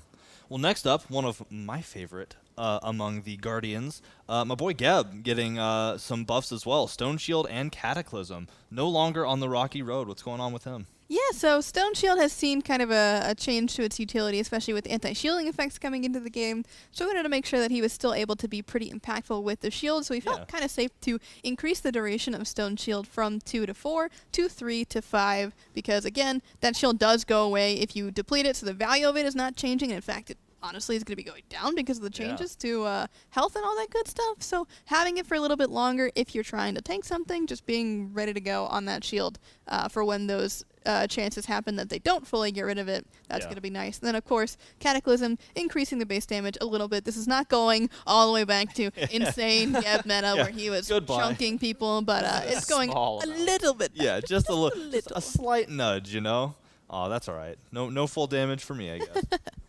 Those changes still rock. E-Shell up next. Also, I mean, still pretty new on the battleground, but getting some changes as well. This is the first changes they're making for E-Shell, right? I don't think we've made yeah. anything yet. So I think the community's been anticipating something at some point. I think it's been very interesting to watch their reactions because, as usual, whenever a god releases and they're slightly weaker, we see the sentiment of they're like perfectly balanced. They're perfect. Yeah. That's the case that happened with E-Shell. And that's not to say that anyone's wrong for the most part. E-Shell honestly does feel quite strong in places. Her lack of mobility still is one of her weak points, and we're definitely seeing that reflected in the stats. We saw her picked once or twice in the SPL as well, but I mean for a new god as well, not to say that every new god needs to be in the SPL, but if they're good, you expect to see them. You expect to see, especially with gods that are high variance, to see the pros to exacerbate those strengths by picking her nonstop and seeing them perform well. E-Shell's not really gaining those same strengths. Her damage is probably still in a really good spot. Except on her ultimate. Her ultimate's actually probably one of the hardest parts about her entire kit because she's got her 3 lockdown or 2 lockdown. She has a really good burst combo. Yeah. But when it comes to popping that ultimate, it's not an Anubis ultimate. Sure, you get to move. Sure, you've got a lot of CC immunity. But you've really got to ramp up that damage. You've really got to choose between damage and healing. And the variance between damaging and healing for a longer duration of time or just doing one thing is quite high. That being said, we wanted to just make sure that floor is brought up a little bit and the damage is brought up a little bit per tick. I think we're not looking for it to do Anubis levels of damage. They need to have the trade-offs. They need to be different abilities, and they are. But it's just not really doing enough. We're seeing people like right-click canceling just for like a frame of CC immunity rather than actually utilizing the ultimate. Got it. And like you said, it's one of those things where when a new god releases, there are a lot of ways to judge how they're doing. There's community sentiment. There's the feedback that we get from people we talk to all the time, like Olympians or some of the content creators. But one big key element is that people in the SPL are going to figure out what's good. Yeah. If you're seeing something 100% pig ban in SPL, that probably means that there's something about them that is really, really good. And, she's definitely seen some highlights there, but she isn't all over the place, which means she's in a good place for a change like this. So I'm excited to see it. I've had a lot of fun, and I love the VFX for E-Shell. Always. So the rainbows are incredible. So, I mean, it's Pride, too, so, it super works. The last one we're going to talk about now in the God buff, my brain was like, bonus, balance, nerf, buff. I had to, iterate through every word. Is Set. Now, Set is a creature that exists beyond my imagination. I've played him 6 times. Me too, don't worry. It confused me. So, I love him. All right, well then, how about you explain how Spawn of Set's getting a little better? Okay, so Spawn of Set is his second ability. It's the one where you spawn little sand clone. Yeah. And so how this works is if you ever use Skewer, your first ability, the line, that one, gotta make sure that we're clear. I don't have my pencil. I told you. The spawned little clone will also dash as well towards the direction that you're pointing. Yeah. So how that actually works is what we're increasing here is that dash damage from the clone. So if you're able to hit that on a wave, hit that on an enemy god, that's just going to be doing a little bit more damage now. And we're also taking down the cooldown of spawn a set just a little bit as well, from 13 to 11 to just 11 seconds, to allow more flexibility with how you're using your clones. You don't have to worry too much anymore about placing them down and kind of screwing yourself over in the early game. Yeah. Got a little bit more flexibility there, and also it's not getting any better. So those crazy, very insanely good set players are not getting any more than that 11-second bottom floor that it was before. It is just now always 11. Got it. Well, super cool to hear. I mean, hate to see him get better because, again, Set's one of those where exists outside of my realm of playstyle. It's just, I few He's hard, games, I don't blame him. very hard. But then you find somebody who's really good at Set, and it's double scary because, Yeah, it's like, just- I know that I'm not good at it, and I don't fully understand it, and they're killing it. Of And all the me. gods in the game, it's just like if Set and Bakasura are chasing me, I just like I will scream out loud. I'm like, just like Yeah. get me away. Yeah. Pause the game. Pause the game. So, all right. Well, anyway, that wraps up balance. That was a lot of stuff we talked my about, gosh. but really it was the tip of the iceberg. Like, we changed every item in the game. Except for two. Yeah, except for two. So again, check out those update notes to really get the full list, and then play it and feel it for yourself. With Yes. huge sweeping changes like this, it's incredibly easy to look at them and develop an opinion, which I get. I did the same thing as I was writing all the notes, but it really comes into effect when you play it and try it out, and that's what we're looking for, is y'all to get in there and do what you do best and figure out what feels great and what is not quite as great. So continue to do that, continue to let us know, and we're excited to see what y'all think about this huge sweeping Season of Souls balance So change. excited. Someone get the broom. Someone get the broom, because it's sweeping. But next up, we're going to talk about a few more skins. So, what was that face? Ooh. No, nothing. Okay. Had something in my eye. Had a preamble in his eye. Let's get on to some more cosmetics gosh. to wrap it up. We have a cool event to talk about. Oh, there's something super exciting coming up. Yeah. But before we get there, we do have still some cool stuff, and that is a couple of skin-related chests. Oh, yeah. Let's look at the mashup for those. Let's check those out. Step aside, losers. Amateur hour is over. What are you looking for? A big hunk of beef? Woo! Hey there, speed demons.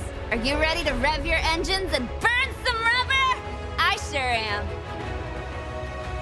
Let's get to racing! You dare to choose me. I am not to be trifled with. Tremble before my new strength. What y'all just saw there were a Step couple aside. skins that are coming in chests. In the next update, but also in the bonus update. So what you saw there was the Independence chest, which came with National Treasure Ulir and the Hot Rod Racer Soul. So both coming out with 10.6 in the next on Tuesday. But then you saw the role-playing chest as well, which had that new Lancelot skin. That's not going to be till the bonus update, so you're not going to get Lancelot for a little while. But we were still super excited to show those. I love the Independence chest. It is basically chock full of incredible skins every time. That Uller skin is something else. It really is. Yeah, it's just I love it. So wanted to show those off before we get into the final piece of this update show, which is another huge, incredible thing, a brand new event, chock full of brand new mechanics that we've never used before, called the Color Forge event. Let's show a video. Let's let you see what we got in store. I smell fear. Warriors of Hati, to battle! Come, my brothers and sisters, let us emerge from this battle victorious! Warriors of Fenrir, to battle! I am the master ramen noodle chef. Prepare to be served. I'll show you what true ramen expertise looks like. Get it while it's hot. I am the Ancient One, born of light and fire. My power is limitless, and my will unbreakable. Would you like to buy a potion? Hocus smocus, simsalabim! I am here, so now we are sure to win! That is right. We have a brand new event called the Color Forge event, and it has something that we have never done before, which is the die system that y'all were just seeing displayed there. So not only does this event have a new Tier 5 for Fenrir, which is super cool, and we'll talk about that more in a second, and the 2 Tier 4 skins. It has that Cupid skin, which let me let y'all know right up front, you can get for free. You earn that Cupid skin just by playing a game. That's it. Just play. Nice. At least I'm pretty sure if it's not it, then you'll tweet at me and I'll feel bad. It is free. It's just exactly how you get it. My brain is a rock. But with each of those, they are called color forged skins. And right now, this only works with those specific skins, but you can choose a dye to change the aesthetic of the skin, which in itself Actually insane. is actually insane. Like, let me lay it out real quick. And we actually have a video that we can play right now to see what the menu looks like as I talk about Ooh. this. But there are a bunch of different dyes, like a whole lot with the release of this, and you get to choose which one you want active for the skin. And not only does it change the color aesthetic of that specific skin, but it affects the effects, the in-game effects too. So like your abilities and stuff. So you're not just getting a brand new aesthetic on the skin, but all of the abilities have a slightly different feel. And one thing that I find particularly amazing about this is that colors are not skin specific. Now they do only work with color forged skins, so I will put that asterisk there. But say that you're playing and you unlock a really cool red and blue, or really cool like fuchsia and periwinkle, then sorry, I had to choose the most. Anyway, it works for every single skin. You're not unlocking colors specific to the skin. You're not like, oh, well, I have the Cthulhu blue, but I really want to get the Fenrir blue. When you unlock a color, it works for every color forged skin that you have in your possession. So, I think that's absolutely incredible. So how you're going to get these colors, obviously this is an event. You gotta purchase the skins, get those. There is a buy all, and I mean, I've looked at the numbers myself. It's like one of the most efficient buy alls I think we've ever had, because you're getting 2 tier 4s, a tier 5, and a bunch of colors. So it's like 3 skins that are all really valuable, plus all of the colors for them, which make them more like 30 something skins. I don't know. I didn't do the exact math because I forgot my pencil, but but it's incredibly worth it. And the colors themselves are free to earn. So you do have to make sure you're watching out. There's going to be a new color every week, and all you have to do is play 3 games to earn those colors. So not super hard, but you got to make sure you're getting them, because there's going to be 1 new color available per week for like 11 weeks or some crazy number like that. So make sure you're getting in and playing those few. Again, it's like play 3 games a week. I don't even think it's win. Just play, participate, have fun in 3 games a week, and you will earn all of those crazy colors for all of these incredible skins. So again, this system is brand new. Like, this isn't something that we were just like, we can do it. Why not? Like, our teams had to meticulously design a brand new system to handle the way this works. It's a breathtaking amount of work. And it's dynamic. So if we add any new skins in the future that would work with this system, all of the old dyes would work. If we add new dyes in the system, all the old skins will work too. So you really are getting stuff that's going to last for a very long time. Yeah, it's what was I feel like there's a market term like compounding value or something. So either way, you know better than me. as if. Either way, it's super awesome, and it's something that our team has worked incredibly hard on. It's brand new, and we're really excited to show it off. Massive shout-outs to the FX team, massive shout-outs to the programming team. They put a lot of effort into it. Oh, yeah. Yeah, and I will put an asterisk again. The Cupid skin is free, but some of y'all are Smite savvy, might know that Cupid skin has existed before. We made it a color forged skin because we thought it would be really cool, and it's free to unlock. But that's the only skin where the effects aren't technically going to change colors. That's because this skin was designed before this system existed. So they were able to get the color changing to work, but the effects. But that's just for the free Cupid skin. Like, for all of the other skins that exist now and will ever come out, the effects will change with the color pack. The skin look will change. So again, it's a super cool system. So cool. It's going to stack on itself indefinitely. So super excited for that, but super excited too to dive into some of these skins. And I guess we're going to start off with Cthulhu, the scary eyeball Cthulhu we were just looking at. Yeah. Like, Leah, look at that Gosh. Look at how he's looking at us. He's going to grab us. He's staring at me with his big eye and also arm eyes. He's got a lot of eyes. My cookie. He wants my cookie. That's not all he wants. No, I dropped my pencil and he's picking it up for me. Oh, yeah. He's doing a nice thing. He's doing a nice thing. Yeah. He's an angel. You're just an angel. All right. So another super cool, super creepy skin, and I think we get to go in game for it, which I'm excited for. Nice. Oh, there's an eye on the back that looks around too. So you're not safe anywhere. He's got his eye on you. Yeah. Looking out for it. Yeah. Ain't nobody got my back. I got my own back. That's all you need, really. Ooh, the targeters too have different colors. Yeah, it's really interesting seeing Cthulhu, canonically more madness, more like the Tar of the Void, have all of this like I guess, holy light, like the blues and the whites and stuff. He's been right? That's the name. I was about to say, biblically accurate Cthulhu. Oh, That's really, yeah, I like the like. Oh.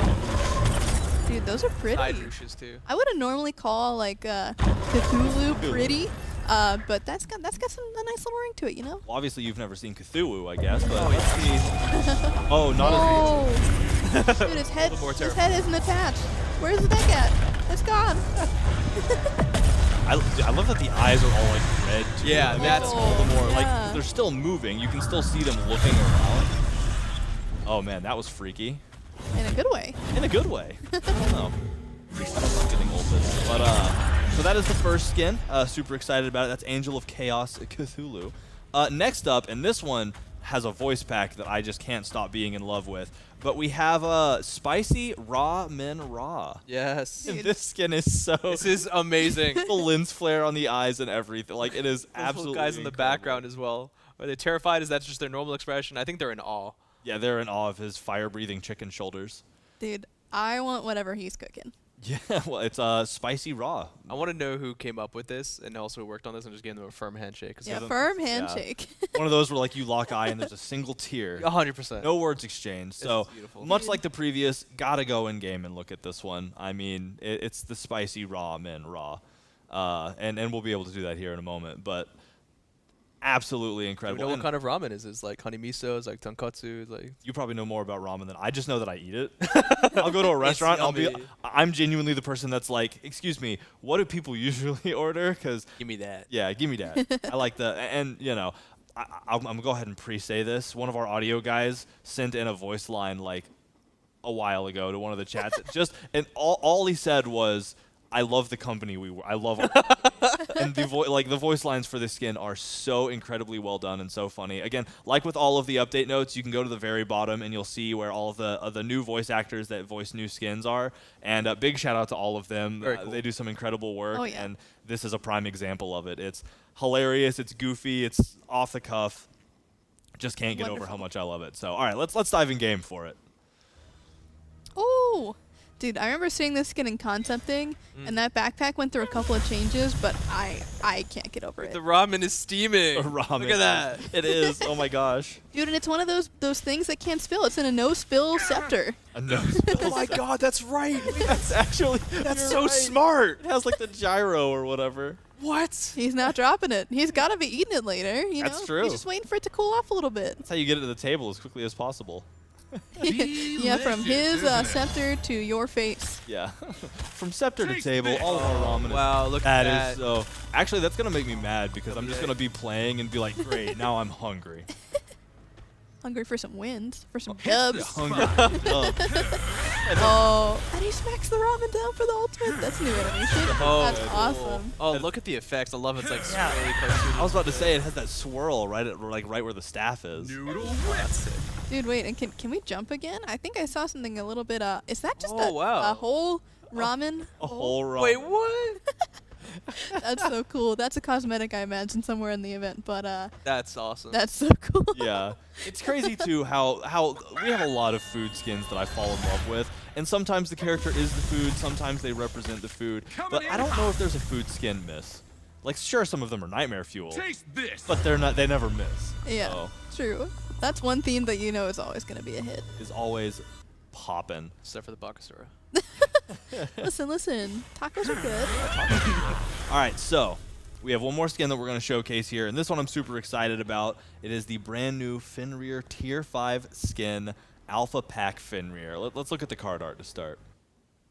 Dude. Nice. And this is the full splash art, right? I believe in-game it does a nice little animation where it shuffles through all the different riders. Yeah, but so one thing you'll notice first of all is there's somebody riding Fenrir. Yeah, Yeah. Can we talk about that real quick? Hey, can we talk Or about is this that? like the Fenrir? Or are they like the pack? Are they together Fenrir? Or are they like? Is Fenrir still the one that's being like the mount? Or The theme for this is that there's a pack of wolf riders, and they all belong to the same clan. They're basically just like the people that go out on the hunt and do all of the different pack shenanigans. However, the wolf for the center guy there, that is still Fenrir. But we also got Hati. We've got Soul as well, or Skull, for the different wolves. So those are the three like main wolf deities that you see in Norse mythology. So cool. the theming is there too. It's awesome. I love the different weapons they all have. The different like, one's a little more of like a roguish one. You've got like the Amazon one. You've got like the burly leader one. That's really cool. Yeah, and each of them are bonded to a wolf at birth,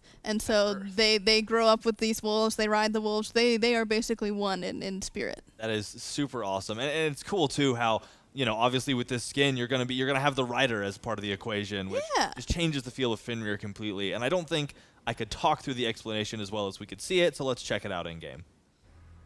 Dude, there he is. He's riding. He's riding. Fenrir, that's sick.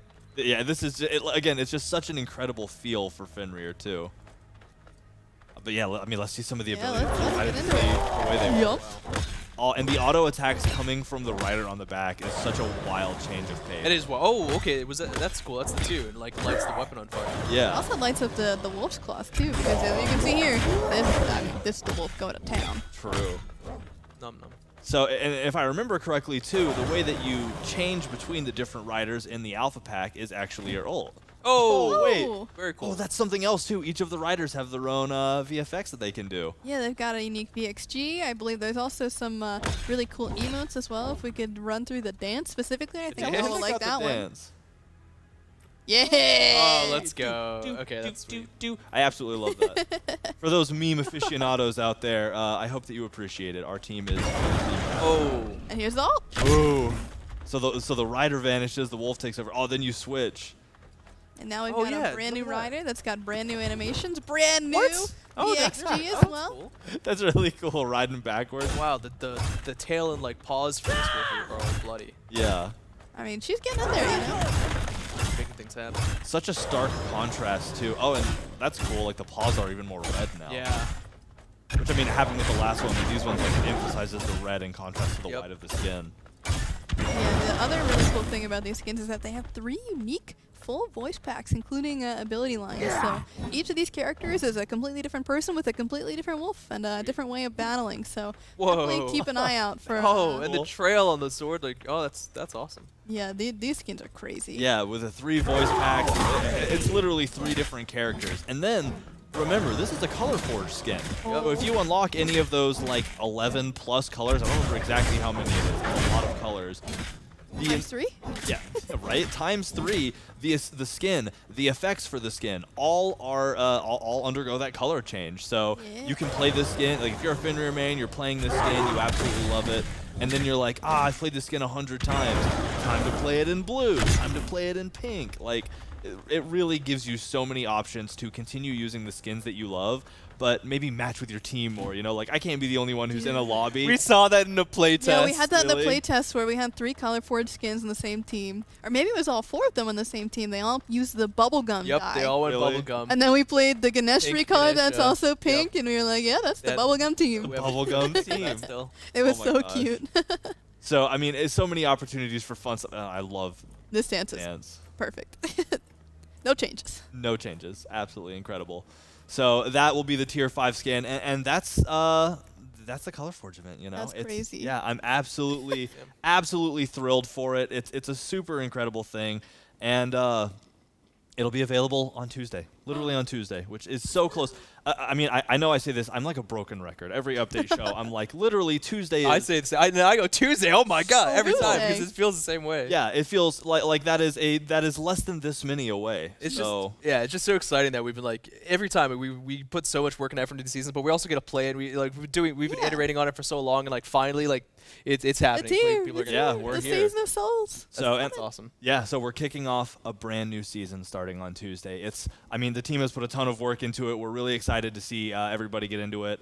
We just couldn't be happier. So to go ahead and wrap the show, we're super excited for that. PTS should be coming later today. Keep an eye on it. Obviously, the show's a little earlier, so you might have to wait a little in the evening, but keep an eye open for that.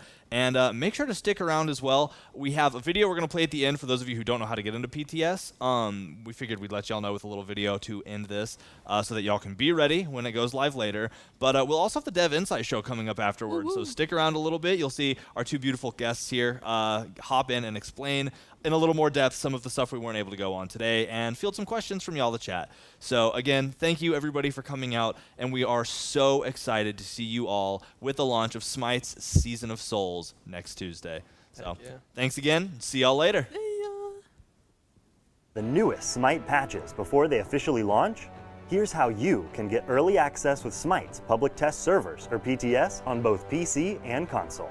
PC players, head over to Smite's Steam page. Right above the Play Game button is a notice to participate in PTS. Just click to start the installation and you'll be all set. Console players, head over to smitegame.com/keys/PTS to log in with your Hi-Rez account. Enter your email on the next screen, click Sign Up, then redeem your code on your console of choice. PTS is available for a limited time before the official patch release date, so be sure to hop on while the servers are live. We'll see you on the battleground.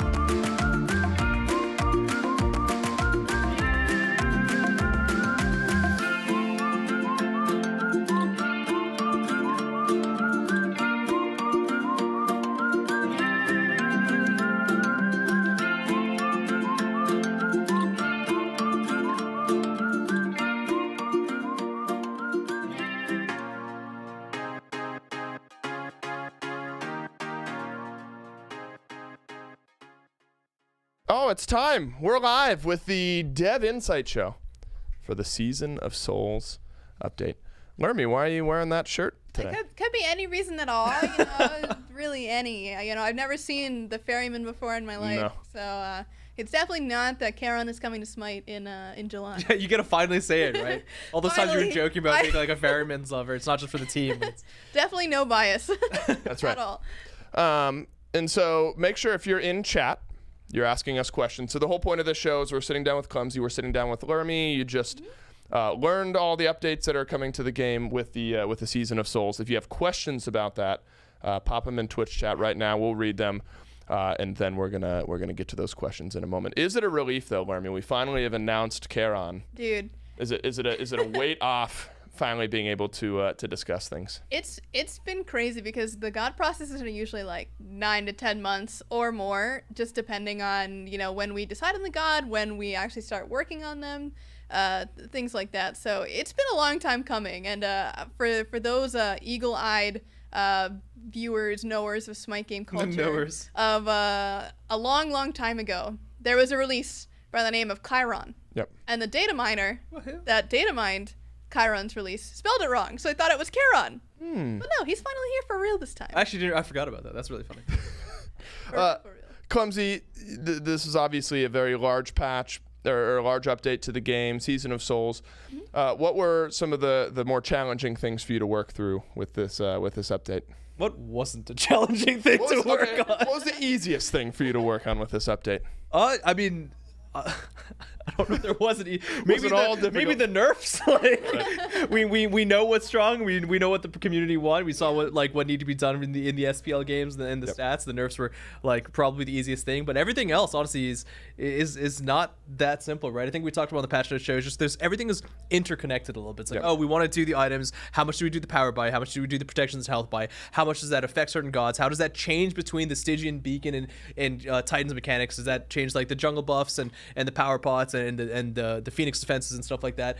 Getting all those things, even to and we said this on the show, we're never going to get anything perfect. That's just not feasible. And also we want to make sure that there's room for improvement, there's room for change, but just making sure that we get close, right? We hit the bulls anywhere near the dartboard. You're getting close to the bullseye. And That's I think right. this patch had more testing than ever, you might say. We had a lot of different influencers, Olympians, content creators, pro players, even the esports team internally came in and tested the new patch. So I was really excited to get a lot of that feedback on such a huge mechanic as the Titans Unleashing. That's right. That was a very fun couple of tests for us. But absolutely. I think I won. I'm trying to think if I lost any of those. We did the 3 or 4 games in one day. I might have been on the winning team every single time. I'm pretty sure you were, and then we swapped some people around because the other team. No, I was actually gonna say you moved to the other team and still won on that side. That's but right. I was just giving you the benefit of the doubt. Look how far we've come. Think about when I first started playtesting with Smite. I'd never played the game before, and you only let me play Ganesh because that's all I could play. All right, we do have a question from chat. You can ask us anything about the Season of Souls update. It has to be about Smite. I guess it could be about anything. But we're not going to put those up on the screen. Gotcha. But chat has asked us something. Yeah. And we will do our best to answer those questions. Oh, we're over here to the right. Oh, gotcha. All caps. When is PTS going to be out? Soon. That's the answer. All right, soon. Keep an eye out on socials, whether that's your Twitters, your Smite Discords, your Smite Reddits. We make a post on all those different channels for when the PTS is live. So theoretically, it should be in the next couple of hours. It's possible to get pushed back to tomorrow, but very, very likely it's going to be today in just a few hours. Gotcha. Yep. Okay, so keep your eyes peeled. Are we talking about Charon more? I've seen some questions about class. Are we discussing that at this point, or are we saving that? We are not saying anything at this time. The only thing that we have said is that Ishel came out last, and Ishel was a mage, so keep that in mind. Okay. Yeah, but that's going to be difficult for some folks, Yeah, right. That means Charon's a mage again. Who was the guy in the back during the patch notes? Did you guys notice Jordan back there when you guys were when you were doing the update show? There was a lot of shenanigans going on over there. I noticed when that was happening, and then at one point I did notice Jordan, and I think I did a triple take, and then I couldn't contain myself for a good 5 to 10 seconds. Right. I didn't because we normally have the Manny the mannequin sitting back there, and so I only saw Manny. I didn't see anyone else go back there. Is this the bit or Right, that's I'm all. really bad with You're like. so stationary. Was I meant to say that I didn't see anything? No, I was actually curious if he threw you guys off. Chat. We are not answering more questions about Charon right now. We're gonna be sprinkling that over the next few days. If you have any questions about the Season of Souls update, now's the time to sit in here and ask. Well, we got the devs in. We do have one from chat. We'll see what chat wants to know. Will there be any changes or additions to AI matches, like the new bots to fight or special modes? Any looks at AI matches in the future?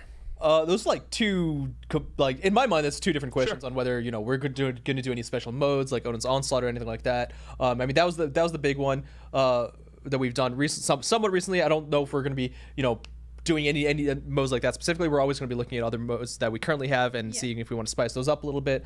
AI is always a really interesting question. It's like, we've obviously got these bots in the game. We've got like hard bots who kind of like completely 360 like one-shot people and do some crazy stuff. It's always something that like we're looking at to improve, and we're obviously trying different things. In fact, we've done some changes in the past as well that we've talked about. It's a constant learning process on that one. They're not the easiest system to configure. There's a lot of different gods as well that like can change, right? Like the AI for each god is not exactly going to be perfect for sure. But that one's just kind of like a learning one. It's going to be ongoing. We definitely haven't stopped any process or progress on that one, but it's not something that we have like a singular patch where we're going to focus just on bots. Understood. Yeah. Will you ever make Kuzumbo look less physically attractive? Less? No, I don't. Is that Hijiki or like? No, that's I swear I'm not an elk. In chat wants to know. We have a Kuzumbo super fan internally that, if given the option, will pick Kuzumbo every single time they're in playtest. So shout out Hijiki for that. We gave him a gun, so I'm looking at the Ur skin back here. Yeah, that guy. My goodness. That guy. My man is yoked. My man eats. How many eggs does Gaston eat for breakfast? 6 dozen or something like that? Yeah, a lot. Whatever. Yeah, that's what Ur's. I couldn't stop staring at the. I literally asked Lermy afterwards, like, "Do you want to get ramen?" Afterwards, I was like, "I think the skin did its job." I'm like, I kind of want to go get some food. Chat has another thought for us, and we're gonna give you our thoughts on your thought.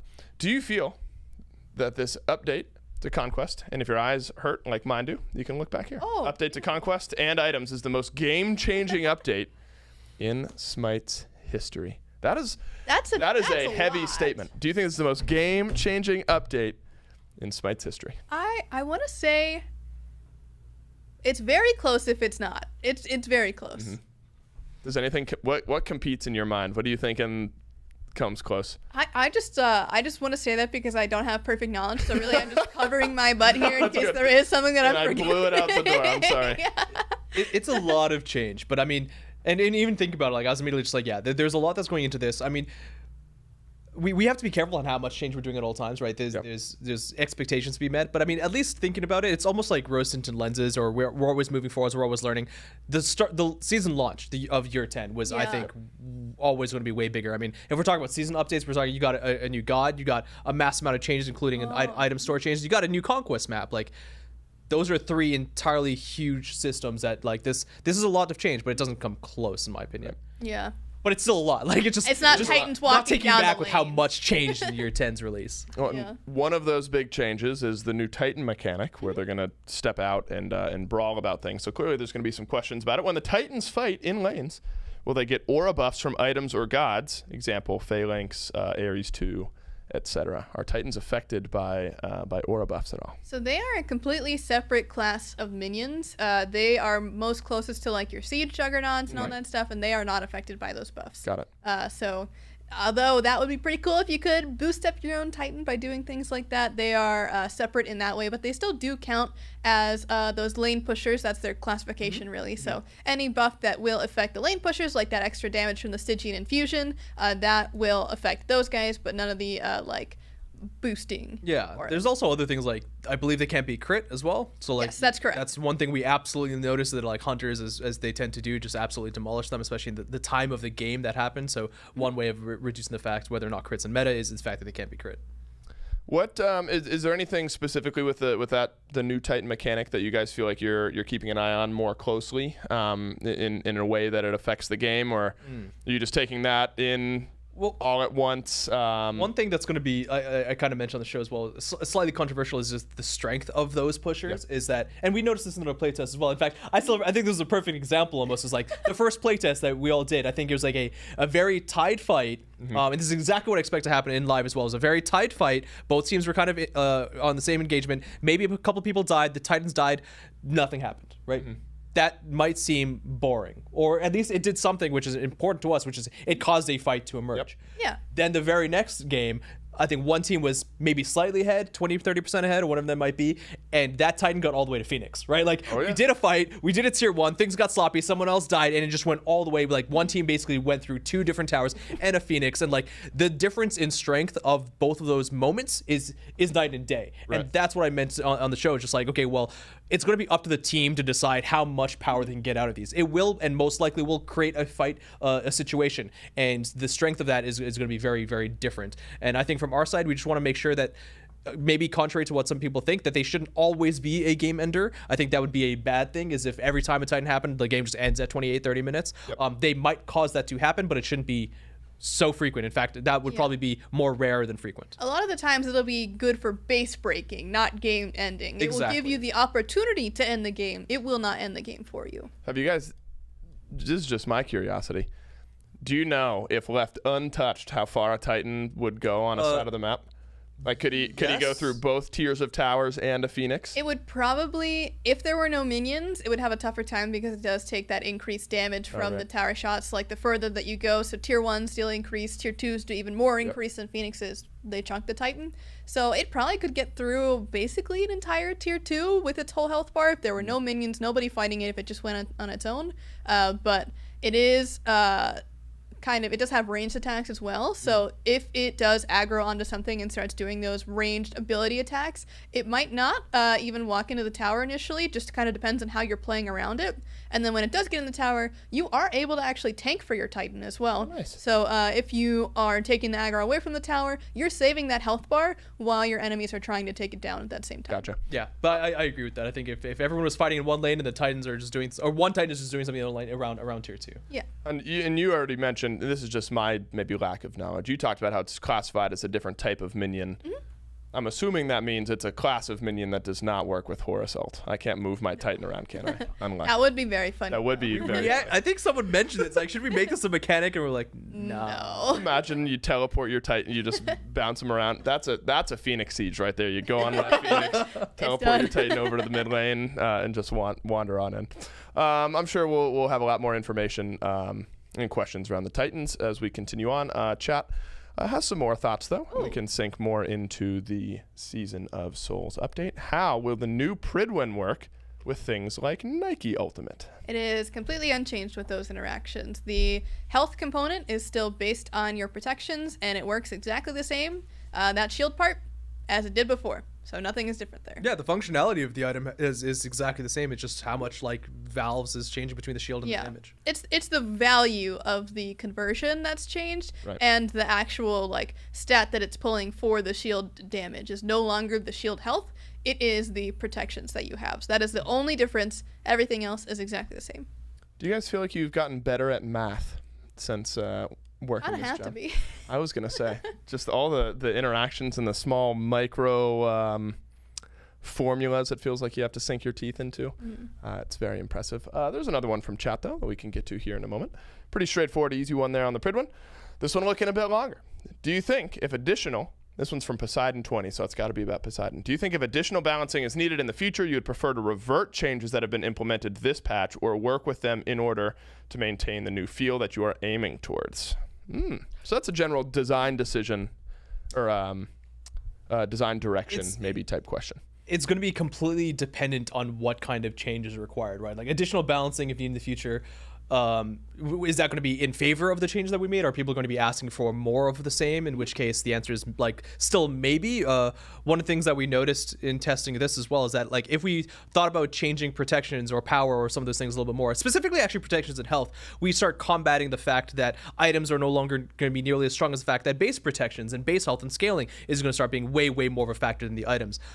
So I mean we did do a revert, right? We did the percent pen changes. We're not against reverting at all if necessary. necessary. But I mean, we rather move forwards towards like an objective than backwards all the time. But if it needs to be done, like we will absolutely revert wherever it needs to be fixed. I think it depends on where our goals lie, and again, our goals are always shifting depending on what the community wants, what the community is asking for, and of course the data. So keeping that in mind, some things could get reverted. We're not always against going back if things are too much, too little, whatever it is. But again, it's going to be on that ever-changing goal of, again, like Clumsy said, moving forward and making sure that SMITE can be as fun as possible, whatever direction that may take us. Somebody in chat said, I missed the update notes. Can we start again from the top? Are you guys No. down? Yeah, head back to the other room. You'll host for us, right? Yeah, I could do that. No, Dandy's much better at it than I am, so I would defer. We got one more ready to go from chat here, so we can keep moving on. What is the team's vision for Joust? Joust. Between the tank base damage being incredibly high at all levels and very high cooldown reduction on a spectrum of items, it feels far closer to Arena than a smaller Conquest like it was in the seasons past. So, general Joust vision vibe check here for you two. So Joust is a very interesting topic because we just stared directly at you. I was like, you got some feelings about Joust. I'm a Joust enjoyer. I always ask my friends let's to come play Joust, and everyone's like, Joust? Can we just play Arena? Like, no, I want to play Joust. I want that like laning feeling that you don't really get in Arena and things like that. But that's not really answering the question. Go back to the question.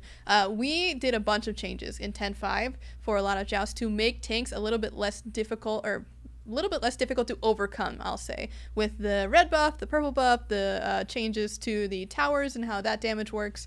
A lot of things have happened to make tanks less viable than before, not unviable, not completely, dead as a class in the water. But what we're seeing is a lot of these tanks just using that natural tankiness that they have and not really going into super heavy protection items, more scaling for that damage aspect. And like this question asker is inquiring, they do have high base damage, and a lot of the times that's because they are needed to have that in Conquest, in other modes, to be able to actually clear the wave and things like that. So one thing that we did was make the minions tankier, so that damage does impact that a lot more, and generally the base damage for our damage characters is going to be a lot more consistent, more impactful than these other characters. But again, different part of this answer with cooldown reduction. We've seen this a lot where, the class passive for warriors is cooldown reduction. There's cooldown reduction on a bunch of different items. We want to make sure that, builds feel viable. 40% is not a necessity for sure, but it does feel good for a warrior because, again,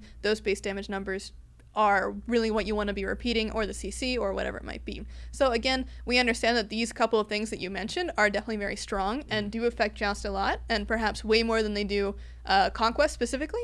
But at the end of the day, we need to make sure that Conquest is really taken care of, and so we can do additional things to help adjust Joust like we did in 10.5.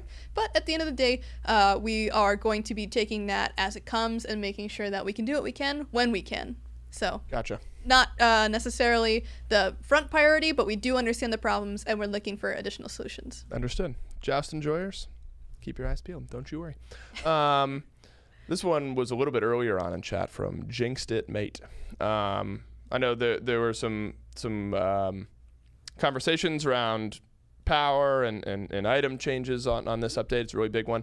And with that, I've seen some questions about Oleron, Tiamat, those types of gods with their passives.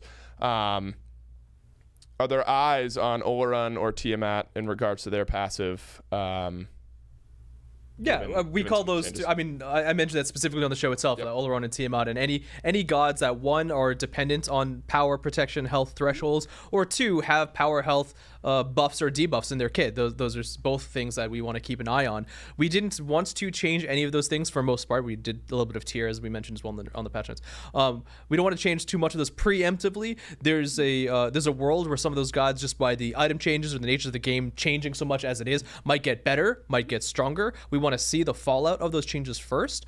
We did some ADC mage item changes as well. So for example, Oleron might get better. Maybe ADC mages as a whole get better because of certain changes versus not.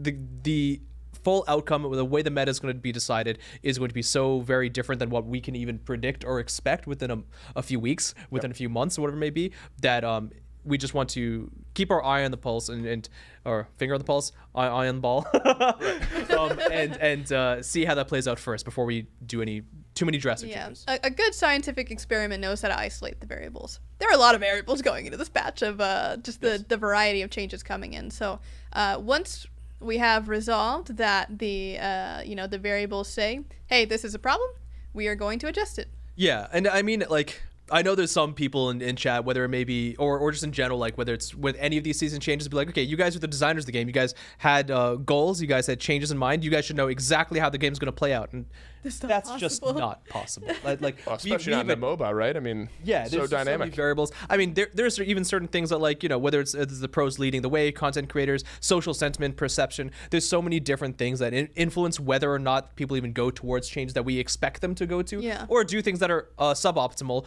for a little while to get to their way to the optimal scenario, or do things that we thought weren't optimal and ended up being optimal. It just there's way too many variables. We have goals. We want to hit those goals as best we can, and if goals end up shifting along the way that players are playing the game, we will shift alongside with them. Right. It's a constant game of monitoring and adapting and changing. This question, before we get to an actual one from chat, I think is funny. Can Bakasura eat the Titan? And I want to say that chat specified. We know the answer, but there's a funnier answer to this. So I'll ask you guys.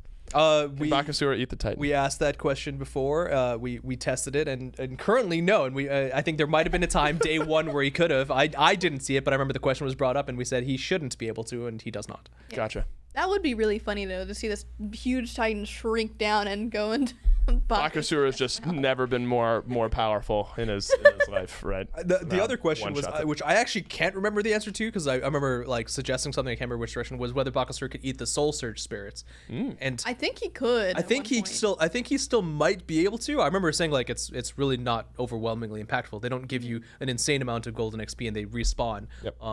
Go for it. But I can't remember what we ended up on. Maybe one day, Bakasura. He's got to build up that appetite. We do have an actual question. Okay. And this one is, what happens to low HP Titan being summoned by Unleash the Titans? Does it track regen separate? Oh, this is a good. Yeah, I mean, so this is one of the ideas where it's a new big ambitious change. And so if a Titan is a lower HP, if it gets summoned because it's either been sieged unsuccessfully for a game end, so does it track regen separately to the event based on Phoenix status during the event, or does it end where it started? They're essentially two different Titans at the end of the day. They, again, like we were talking about on the update show, this Unleashed Titan does not have any health scaling based on your remaining structures. It does not have a lot of those different scaling things that the regular base Titan does. So while the Unleashed Titan is out, the regular Titan back in your base is not visible. It's not really there at all in game. It's effectively on its way out, to try and take down the other Titan. But if your Phoenixes are back up at that point, the regular Titan would regen in the background. But again, they are effectively two different things. Yep. Let's just keep the ball rolling on the Titans. Why don't we? Got another one for you. What happens if minions are at the enemy base and the Titan is unleashed? It's the same thing whether it's minions or gods. It starts a whole new part of the game, new segment. The game cannot end during that point in time until one Titan is sent back. I mean, if you're at that point of the game and a Titan is unleashing and you're basically about to win, you just sit at the Titan, kill it as soon as it spawns when it unleashes, and then finish the game off right after that. Yep. I'm excited for because really it is a very ambitious change to Conquest. I'm really excited, but there's so many little nuanced points. I'm sure that you have to monitor. I'm absolutely expecting someone like week one or day one to just be like, oh, by the way, this, and like the game ends every single time. Yeah, I mean, in 90 to 99% of cases, to 99.9% of cases, this will not happen. In our playtesting, I don't even think this has happened once, and we playtested this for months. In gray boxing, even just testing these kind of things, and this hasn't happened. So it certainly is a possibility. We're looking out for that if it does occur. But in our testing, it has not been frequent nor game destroying, whether that's Right, unwinnable, winnable at that point, etc. And it's something that not only can you predict it, is you're expecting it. It is a systematic change. It is an event at 45 seconds after the third beacon dies, which is always going to happen at that amount. The Titans one unleashed. If you decide after winning the third station beacon team fight that you want to go and try and push to end, you have to realize that you are on a time limit. You're on a clock. You have 45 seconds to do so. If you don't do that and the Titans unleashed, then you have to deal with something else. You could instead, and what we, I think all of our playtests, what we expect players to do is go push another Phoenix, go take Fire Giant, do things to prepare to end the game with that phase instead of trying to rush that phase from happening. And like Lermy said, it generally never happened that way in our games because you expect to do something else instead. Right. It's a dynamic moment, and I'm really excited to see how it ends up getting, how it ends up playing out. Another one from chat though, as Lermy and Clumsy, they're on a roll here. Now that Smite will be playable on Linux, is there now a workaround to be able to play Smite on Mac, or is that something coming in the future? I wish I knew anything about this because I do not. My brain turned off with the word Linux there, to be honest. Yeah, I mean, it took a lot of effort with the community as well. I think we mentioned that on the Patch Notes show, that with different communities and the Reddit discords and stuff like that to get this in a playable state. I think the question is really just asking is Smite going to be playable on Mac? And as of currently, there's no changes in that way, the way that's going to work together. But we said the same thing for Linux. Is always a chance, but we're definitely not promising, or we haven't worked towards that yet. Yes. One of the big changes with this update, and let me scroll back so I can get the word exactly right, are the soul surge zones. Is that the correct actual the soul surges? What are some things you guys are monitoring with that as a part of the game? I think this specific question that I'm referencing is, do you feel like those zones could potentially lead to heavier snowball? And we're right on it because that's about to be asked. Do you feel like the soul surge zones could potentially lead to heavier snowball? Not necessarily, right? Because we already talked about how the soul spirits, as they are so aptly named in the center, are not worth that much. They're kind of just a nice little bonus. They're a bit of chaos to really spice up that fight that goes on within the soul surge. And again, in Conquest specifically, the respawn timer decrease effect does not exist. So that also will not enable players in Conquest specifically to just kind of keep diving into the fight, and not to mention that the timer is short enough to where even if they did respawn within 10 seconds, they're probably not getting back to that point anyway. Right.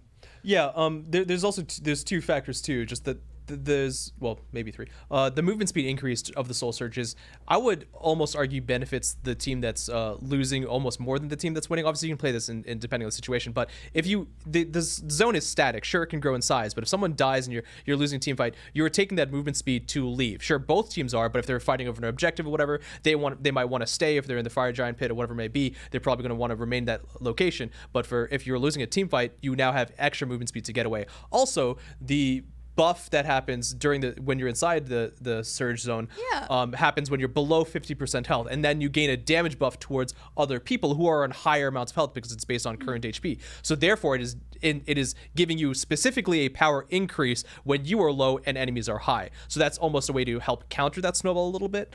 Yeah. Good. Yeah. Yeah. Look, when you pair the soul surges, the Titans clashing, all the big changes, is going to be a monumentous update. What is not monumentous is going to the next question. Maybe it is monumentous, depending on the question. Is that even a word? Monumentous? Yeah, I think so. All right, good. I'm sticking with it. Are there any concerns about double hunters coming back and dominating mid because Shred is so valuable right now, and how and will likely continue to be relevant? We're definitely keeping our eye on it. In our testing, we've done tests with Double Hunter, with Mage, with Double Mage. So we have done a wide variety words. I've talked for so much already today.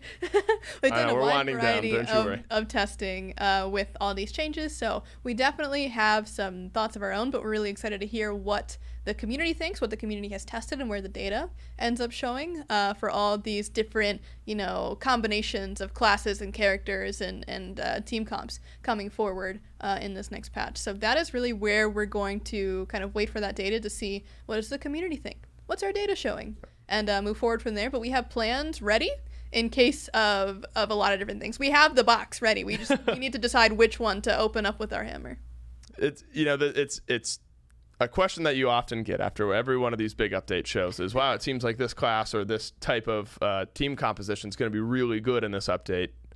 Is that something you're monitoring? And it's like, of course, we're always going to keep our eyes peeled and look at feedback, because so much of it is here's the direction that you're putting out, and then you adjust based on how things I mean, I actually bring up the same anecdote anytime. It's like we talk about expectations as meta. It's like at the beginning of, or at the end of the last year, the double hunter meta. At the beginning of the year, they said hunters were dead, and then without us making many changes, there's a double hunter crit meta. It's like, well, players just need to experiment. Like there's so much we can plan for, but as soon as they get their hands on it, they may force a triple mage meta just because they want to go like tankier stats or whatever it may be with Pridwin, and maybe they'll realize the next patch that Deathbringer with anti-shield or something that's really good against that, and then we'll adjust accordingly. That's the thing about balance too, right? Is that we can make small changes over time, but one of the things that we talked about on the podcast, at least that the design team was on, was that people are really hard to make them break their habits. If they think a thing is good, they're going to keep doing that thing until it's not showing them that it's good anymore.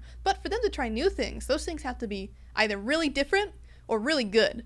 So a lot of the times when we're changing things, we need to kind of get their attention, right? So this is the kind of situation where we say, okay, we have your attention. Now show us what you think. Show us the data to follow up on those thoughts, and then we can move forward from 100%. there. It's a fun game of chess. Yeah, I guess one last note is we absolutely played mages in our playtests, and we saw them still doing a large amount of damage when necessary and stuff. Like damage is still, it's I want to alleviate concerns of like a tank meta. Sure, tanks are going to get love. We mentioned that as a minor goal of the patch, but damage isn't dead. Like come late game, you're going to need damage dealers. They still do a lot of damage. Shins and Soul Reaver and Percent Pen are still in the game. You're going to see people still die if you're not, especially if you're getting out of place. Yep. You got to play the game. Play the game properly, one way or another. Another question about balance. Balancing between many types of offense and defense is very difficult. Has the team ever felt like they had it as close to balanced as possible? That's just, unfortunately, balance is not a state that you can stay in. Balance, is always dependent on what the players think is good.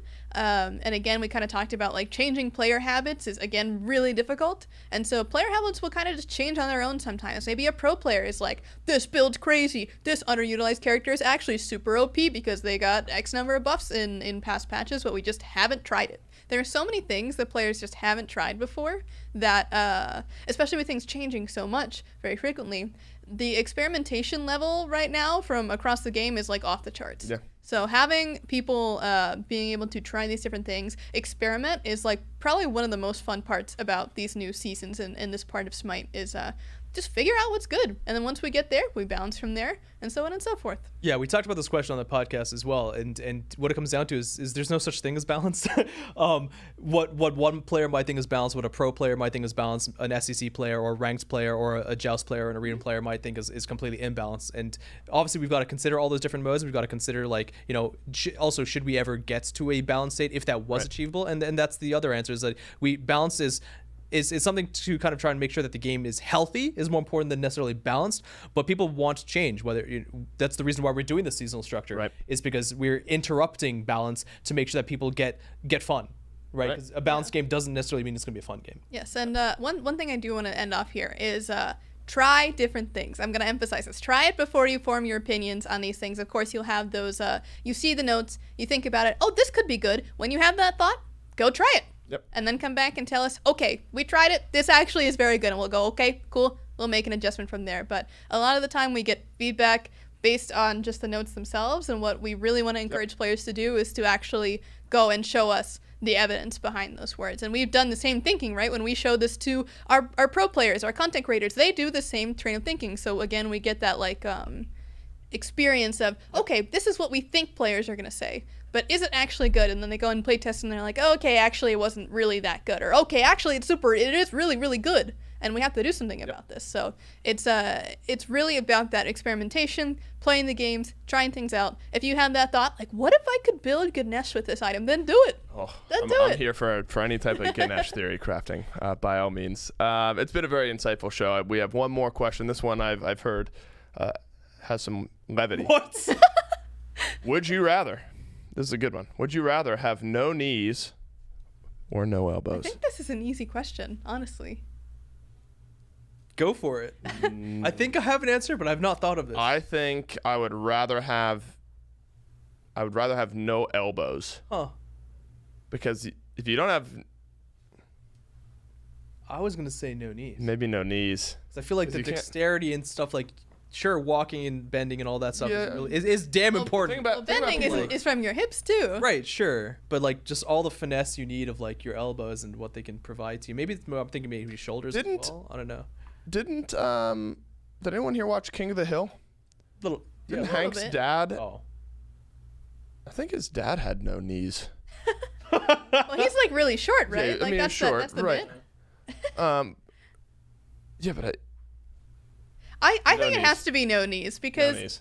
walking, running, sure that might not be as easy as it was previously, but imagine we are in the year 2023, my friends. We can just have cybernetic roller skates attached to our legs to be able to that's move true. around quickly, and the finesse needed to do things with your arms. Your arms are closer to your core of being, your face, all of that stuff. Not having elbows, I mean, I couldn't even imagine. Like, it's like when you fall asleep on your arm and your arm's like totally just not. I remember the first time that happened to me as a kid, and I was panicking. I woke up and my arm was just like down by my side, and I was like shaking it around. Yeah, That would be how having no elbows feels like, and that's terrifying. Can't do it. Can't do it. Any final thoughts here from you two before we round out? You guys have talked a lot today. I'll give you your break, but if you have any must adds. No, the must add for me is just like it's. As always, these seasons, these patches are a massive labor of love, whether it's the levels that's been working on, whether it's the color forge stuff that's been happening, whether it's like SPL coming up, like just enjoy. You guys are getting on Tuesday is really, really exciting. We put a lot of work into these, a lot of different teams put a lot of work into these, and yeah, we're really, we're going to be listening to your feedback and just let us know how you feel. Always be monitoring. Anything from you, Army? We're always trying to make SMITE fun, right? So again, if things are frustrating, things are, developing into a place where people are not having fun, we want to hear from you. We want to know what we can do to make it better, more fun, etc. And we hope that you guys really enjoy all the new mechanics, all the new visuals, all the new skins, all of that wonderful stuff. And of course, again, try out the die system because Color Forge is super sick. It was really cool. One of the biggest updates we've had in SMITE, and the Season of Souls update should be a really fun one. That's it for the Dev Insight Show. Make sure to stay tuned because if you're a fan of the SPL, Stu, one of our ADCs, we put together a little documentary about him, his story, and it's going to start right now. I'm going to go watch. Sweet.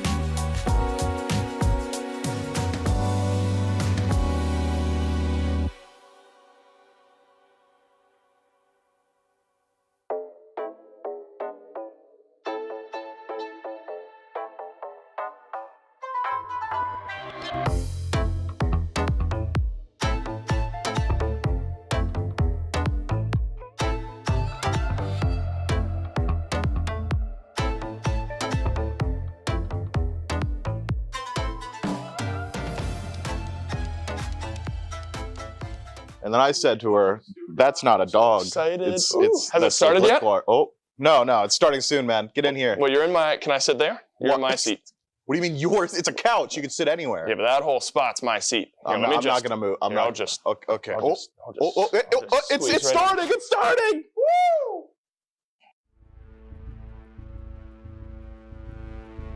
Stuart, a relatively new pro to the scene and incredibly talented upstart, has just shocked the league with a fantastic showing at the Season 8 World Championships with the Solar Scarabs. Now, looking to harness that momentum, we move into Season 9. When I first started teaming with Stu in Season 8, it was his rookie year, so it was just like this pretty raw talent that was mechanically just insane at the game, and you just had to get him to a point where if you and him got on the same page, good things were going to happen. When I was I think it was like the beginning of the Scarabs, when Scream and I joined, I think it was like more of like a building phase, so I didn't really mind being 7th or like 8th, because I think the 8th Vox were 8th, but it was more of like a building phase, and it was just like me getting into the league, so I didn't really mind being 8th or 7th or wherever we were. Oh, I think for the most part everyone was happy. There definitely was arguments. It's a competitive scene, so like they're gonna happen, but it was just all in like a competitive spirit. It wasn't like any bad blood or anything. I think after Phase 1 ended, our confidence had kind of diminished a lot. Let's go down the mid lane, by the way, real quick. Oath wins them the game and will make sure that the Eldritch Hounds knock the SPL team, Solar Scarabs, out of the running. No longer were we able to see each other's point of views. It was mostly just, I'm right, you're wrong. And obviously, in a team environment, that's not going to be good. So slowly, scrims kept getting worse and worse. SPL's not doing any better, and then losses pile up. Scrims aren't going well. Solar Scarabs on that base defense just looking like roadkill, steamrolled by the Jade Dragons. Yeah, everything kind of just blows up in your face at that point. After spending the entire year stuck in 7th place with the Scarabs, Stuart received an offer for one of the top teams, a contender for the World Championship. Yes, so I don't know how much like in detail I should go on Cyclone being kicked from the Titans, but for the most part, it was just like the team environment was bad for a couple of the players, and they wanted change, so it's kind of like an ultimatum kind of deal, and they thought it was better to go without him, and it'd be like easier for them to just pick up me, I guess. Yeah, so Sot and Layers were not loving our Scream environment, so they both, I mean, everybody, it wasn't just them, like, as a collective 5, everybody felt that the environment was off and people really wanted to change. Like, Sot was like, I don't want to keep playing if scrims are going to be like this, basically. And Layers was struggling with some other things outside of Smite, and not having a good environment on top of that was making it really rough for him. They were like, I don't know if I want to keep doing this if it's going to keep going like the way it is. I thought it was pretty obvious that the Titans were having a team environment issue, and it was kind of the battle of two sides, because now you look at this team, it's obviously the players that were there and that are no longer there. So Sop played with Stu the year prior on the Scarabs, and they got along really well, and he said Stu's just a really good teammate and you can get along easy with him, and he's kind of like you can plug him in and play and it'll be good. I don't even think some of the players wanted to swap, to be honest, but it wasn't that bad. Like, I didn't have it was just like come in and play well. I kind of knew like it would be like a building phase a little bit, but I was confident, like pretty much for like the tournaments and stuff. The Titans, now with Stuart, had to make another change to their roster at a crucial time. Just days before the Phase 3 Smite Masters and Worlds qualification match, an admin decision is made that ruled Layers unfit for competitive play. With only a few weeks of practice with Stuart, now the Titans found themselves without a jungler. That situation was just messy with Layers and Cyclone, both of them leaving in the span of 2 weeks or whatever it was. With the way Layers left the team, it was a bit unlucky because it was literally like a couple days before I think it was a Masters or something, that he decided that he wasn't going to come at all. And it was just pretty unlucky. It was understandable from his point of view, but I think maybe things could have been communicated a little better. But there is a new jungler here for the Titans.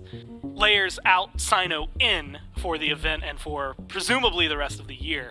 Like having to replace layers with Sino at the end, like prior to the land for qualification for Worlds, it was definitely rough. It was definitely frustrating, really frustrating.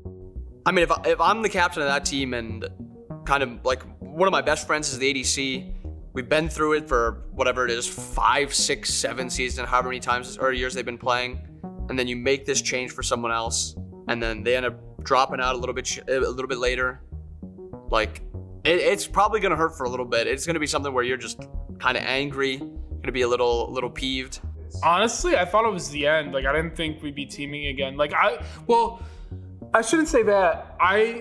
Like, the way I am, I don't really think about the future that much. So like this is my life now. Like, this is what's happening. Like, I wasn't really thinking like, oh, next year I'm just gonna play with him again. Like, I'm playing with Stu now. Like, this is what it is, regardless if I like it or not. And I really enjoyed it. I feel like we did really well towards the end of the year, making that run.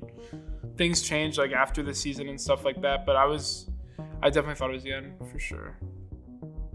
Going into Worlds, you're at a point where it's kind of up to the players at that point is how they take it. And I think Sino is probably one of the best answers to have for that team, because Sino does not care. It's a double kill for Sino and the Titans. 2 for 1 trade. Sino blinks in. He wants more. Finds nearly the third, and Paul will finish the job. It is 6 kills up for the Tartars. Finding Sino was really lucky. You know, he didn't have like the most gods practice at the time, but he's just a shot caller pretty much. So like he kind of fit in to where like Cyclone had like kind of left the team. He's a good substitution kind of. We were struggling. Like, I mean, we changed to Stu, right? We're playing with Stu the entire phase, and then we lose layers. Sino comes in, and then it's like a whole nother dynamic, and like we have to kind of learn that. I would say going into Worlds, the expectations were definitely high, especially like playing like players like Paul. You know, they're always gonna try their best to win and stuff, and especially Aurora. Whereas like, I'm not kidding, he's literally the most like genuine player I ever like played with ever, and like his attitude is just like crazy helpful. Every year I look at it, I feel like I'm gonna win, regardless of what anyone else thinks. Like I'm always really confident that no matter what has happened in the regular season, like the team that I'm on is always gonna have a chance to win the whole thing. That exact same spark that like the Scarabs had at the end of season 8, where it was just like they were winning, they were looking good, their drafts made sense, and then the confidence is there, like all the way up until finals where they just met this brick wall in the Kings. They just looked fantastic. I'll say every win was exciting for us, but like I don't know, I wouldn't say we expected to go to finals, but definitely expected to play well and like just beat people. There was a point where I was like, I'm going to finals. Yeah, so game 5 against the Dragons, I was playing Danza and I literally had like the first 3 kills in the game. I was like, yeah, this is wraps. I was like, the game was literally it was literally unlosable for us at that point. And then they were just getting picked across the map as well. And they weren't playing too well. So I just knew at that point we were going to finals for sure. I would definitely say our mentality going into the finals day was definitely confidence. Like, we literally just beat the Leviathans and the Dragons, and I think we did it pretty like confidently, other than like a couple of games against the Dragons. And so we were definitely confident. And it was like a funny thing. I like messaged Harry like right as I joined the Titans. I was like, he like messaged me like nice team and stuff, and he said something about me getting second place. I was like, nah, we're gonna get first and you're gonna get second. So like it was funny because like we ended up in finals together. It was pretty cool. They've done it! The Camelot Kings, after one more fight, they'll get the ring for Twig, untouched, unscathed, bow down to your kings, the Camelot Kings, champions of the world! I think it was kind of unlucky, but no one was like too beat down about it because we had literally just went through like, not me, I wasn't included, but they had literally went through like kind of like roster changes that they didn't even want to go through, kind of, in my opinion. And so to get like second place after all that, I think I'm pretty sure they're happy, and I was pretty happy with it as well. It does suck losing like in finals, but at least we made it, I guess. There was talks between, I think Slaney had messaged me saying we should run it back again. And then I talked to Stu, he was just asking like what my plans were. And then same with Sot. And I just told him I don't know yet, and I'll let you know like if once I do know. So roster talks after Worlds. I didn't really talk to. I talked to Sada a little bit. I talked to Aurora, but he wanted to like wait because he always does a thing where he waits after Worlds to like think about roster stuff. So and it's understandable. But I didn't talk to Paul or Sina. But I kind of just knew a little bit that Sina or Cyclone would be coming back, and that Aurora was one of the players that didn't want to kick him originally. Like I feel like a lot of things got decided like right away for teams, which is fair because I feel like people. Like when it comes to playing, like you want to know if you're playing or not. So like you don't want to take a lot of time. But for me, like I like to take it from like a slower approach and like figure it out at my own pace. I figured Stu was going to get on a roster. You know, he just had this miraculous Worlds run. So I didn't think that it was realistic for me to team with him. I think Stu's probably a top 4 ADC at the least in the league. So it was very, very surprising that he had to go through the plans. I was a little surprised that I didn't get like a top 6 roster, but I mean, like it is what it is. I definitely think I'm better than some of the top 6 ADCs, but you know, it is what it is. I didn't get picked up. It is just have to play play-ins. Even having an amazing run through the Season 9 World Championship with a second place finish, Stuart could not secure a team that would auto-qualify him into the SPL for Season 10. Instead, in order to play for another year, he would have to fight for his spot in the SPL promotional tournament. I think the Niflheim Wargs, the way they came together was just like what we thought was the best SPL players that weren't in the top 6 teams, basically. The Wargs are the team not only just behind me, but the team that I think everybody was the most excited for coming into this. I remember our predictions graphic. Every single caster had the Wargs on that list, and it was just a matter of who was the other team. So going into it, like the first couple of days of scrims, we were stomping people, and I was very confident, and the team environment is good. But like, I'm not kidding. Like the last 2 days of like scrims leading into the tournament, we literally lost like not even the last 2 days. It was like the last 4 days or something. We lost like 20 back-to-back scrims. When we met Stu, I knew we were going to smoke them. We scrimmed them about 15 times, and they beat us once. Going into it, we were always, we're always confident. You know, scrims don't like define too much. And then, on like finals day, we're like, up 2-0. And I'm like, surely you just win, right?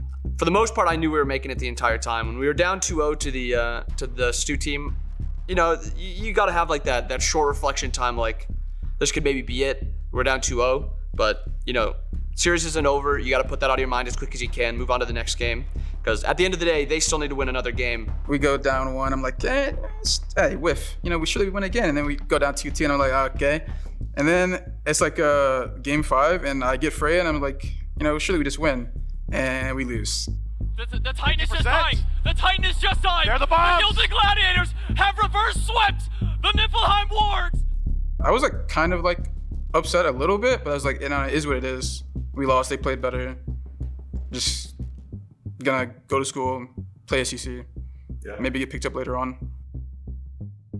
Yeah, no, I messaged him. I told him to just like keep going because you're definitely good enough to be an SPL. I literally told him that like after I think I messaged him after they lost that you should just try to keep in high spirits. I don't remember exactly what I said to him, but I definitely told him that he's good enough to be SPL caliber easily, for sure. I definitely thought I was talented enough to be in the SPL because I already thought I was, like, for example, better than like some of the top 6 teams. So I definitely thought I was comfortably like SPL level. So I wasn't like any rush though, to be honest. Like I was fine with playing SEC and going to school and just waiting for an offer like mid-season or something, maybe roster shake up then. But I wasn't like in a hurry or anything. When we got the notice that DMB was getting banned, we finished up the meeting and then we hopped into our own call with all the players and Kassir, and it took us maybe 90 seconds to say we were playing with Stu.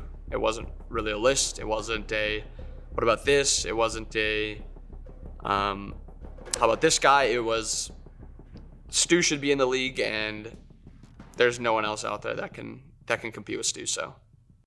And so, it's not without a bit of luck that Stu does find himself in the league, but he and the Gladiators still struggle to find their footing against the other SPL teams. After a full phase with the Glads, I think I wouldn't say we failed to play through me, but I just think we haven't found sort of an identity to whom we should play through. Even though I think that playing through me would be a good idea, we just haven't found who we should play through, kind of. I think it took a little bit of extra time than I expected. I think him and Snoopy kind of play the same type of. They don't really calm a ton. They kind of just want to carry the fight. And there's some games where one of them's calming a lot, and the fight feels super smooth and really nice. And then there's another fight where neither of them are calming or saying anything, and the fight just is an absolute mess, and we just get stomped in it.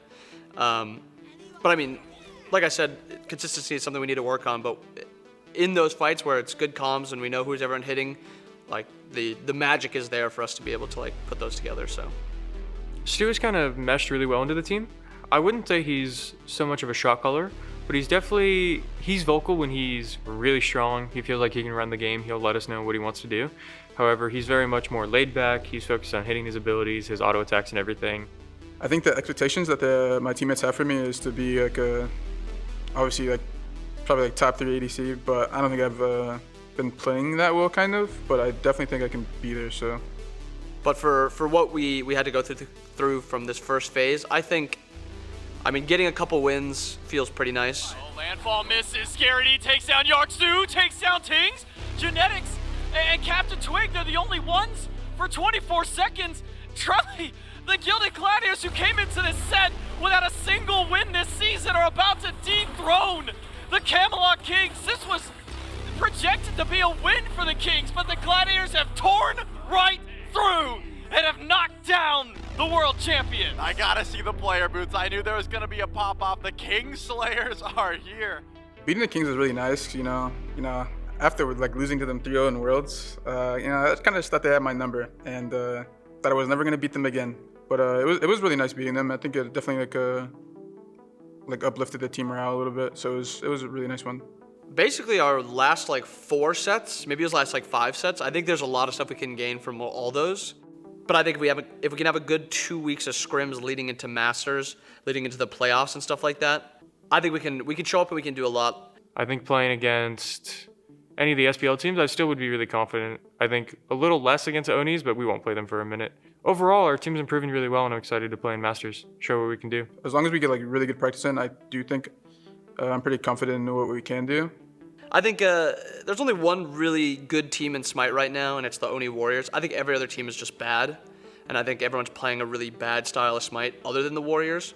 And maybe with a meta change, I'll change my tune, but in this current meta, as it currently stands, yeah, there's just one good team. So if we have a good 2 weeks of scrims, who knows, maybe we make it all the way, we end up beating the Warriors, or we face the Warriors and make some noise. Aurora's got to do a lot of work against all 5. He gets frozen in place. The Titan down 10 a half. seconds. The wall to block off Aurora. A quad root by him, but it's just not enough damage and just not enough defense. The Gilded Gladiators take the first set of the weekend.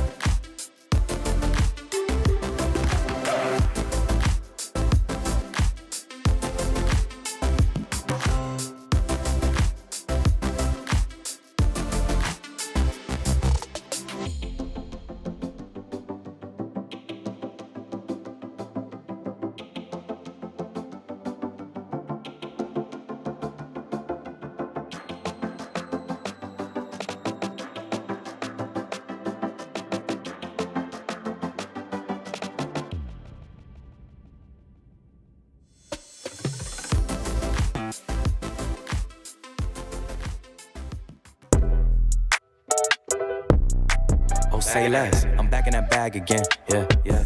Oh, say less. I'm back in that. Yeah. What you doing? Yeah, yeah. I'm back in that. Hey, where you going? Hey.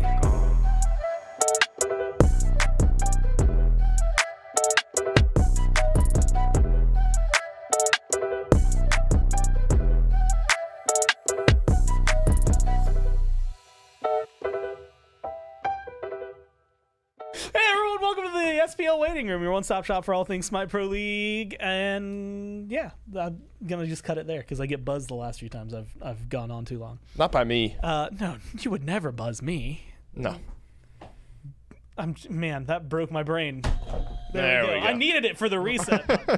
We're gonna be talking a little bit about like playoffs, some stuff that happened last week, how that then leads into the future, which is Masters for a lot of these teams, right? We got to see them all, caveat of Ravens and Warriors who just qualified directly, and I guess also asterisk for the SEC teams that get to go straight over and instead get to talk about, I guess, how these teams will fare. That's kind of the real big question.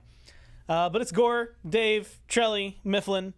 I think that's actually the first time I've done intros on this show in like 6 months. Do you ever panic when you're introing a show and you're like saying the names of the people at the table around you that either it's going to slip your mind in the moment or you're going to get it wrong? That happens to me all the time. You forget our names? Like, no, but that's what I mean. Like, clearly, I know you guys very well, and I've done the round tables with like the teams and the roles and all that. And I go around the table and I'm like, I know who each of these guys is, but I'm still very nervous. Oh, I blank names for sure. Yep. Every battle sounds, I almost always get whoever's playing backwards. Like I know their names, but I almost always point at the wrong person for each name because my brain wants to left to right point. But I do the names right to left for whatever reason. I have no idea why. I almost always. You're ambidextrous. I also think that comes from when we did Paladins, me and you. Do you remember we had that period of time where you could not, nobody many could make ago. a throw. Yep.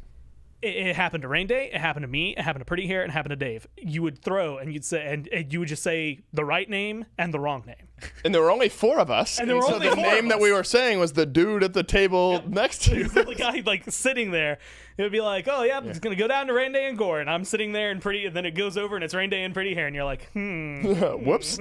Yep. Happens. And that happened. That was like a 4-week period for some reason that just kept going on, and it's I think giving us PTSD. Yes, and we've learned from it. And you know what else we learned? What? Last week we learned that there's some pretty good smites still out there and available for everybody. We watched the playoffs. Of course, if you want a real quick, fast guide recap, Blues Ultra always does fantastic graphics. And the things that are going to stand out to me, like I think when we looked at these, or at least when I was looking at these, obviously like wins and win-loss is very important. I'm really interested in watching things for like the Leviathans because they come in and 3-0, then they come in, struggle a little bit, but they go 3-2 against the Kings. And so seeing like how good were their games individually when they only played 8, how good compared to, you know, people like the Glads who I think played 11 games that they had to go through. And just so you know, this is a lot of information to try and digest. Oh, baby.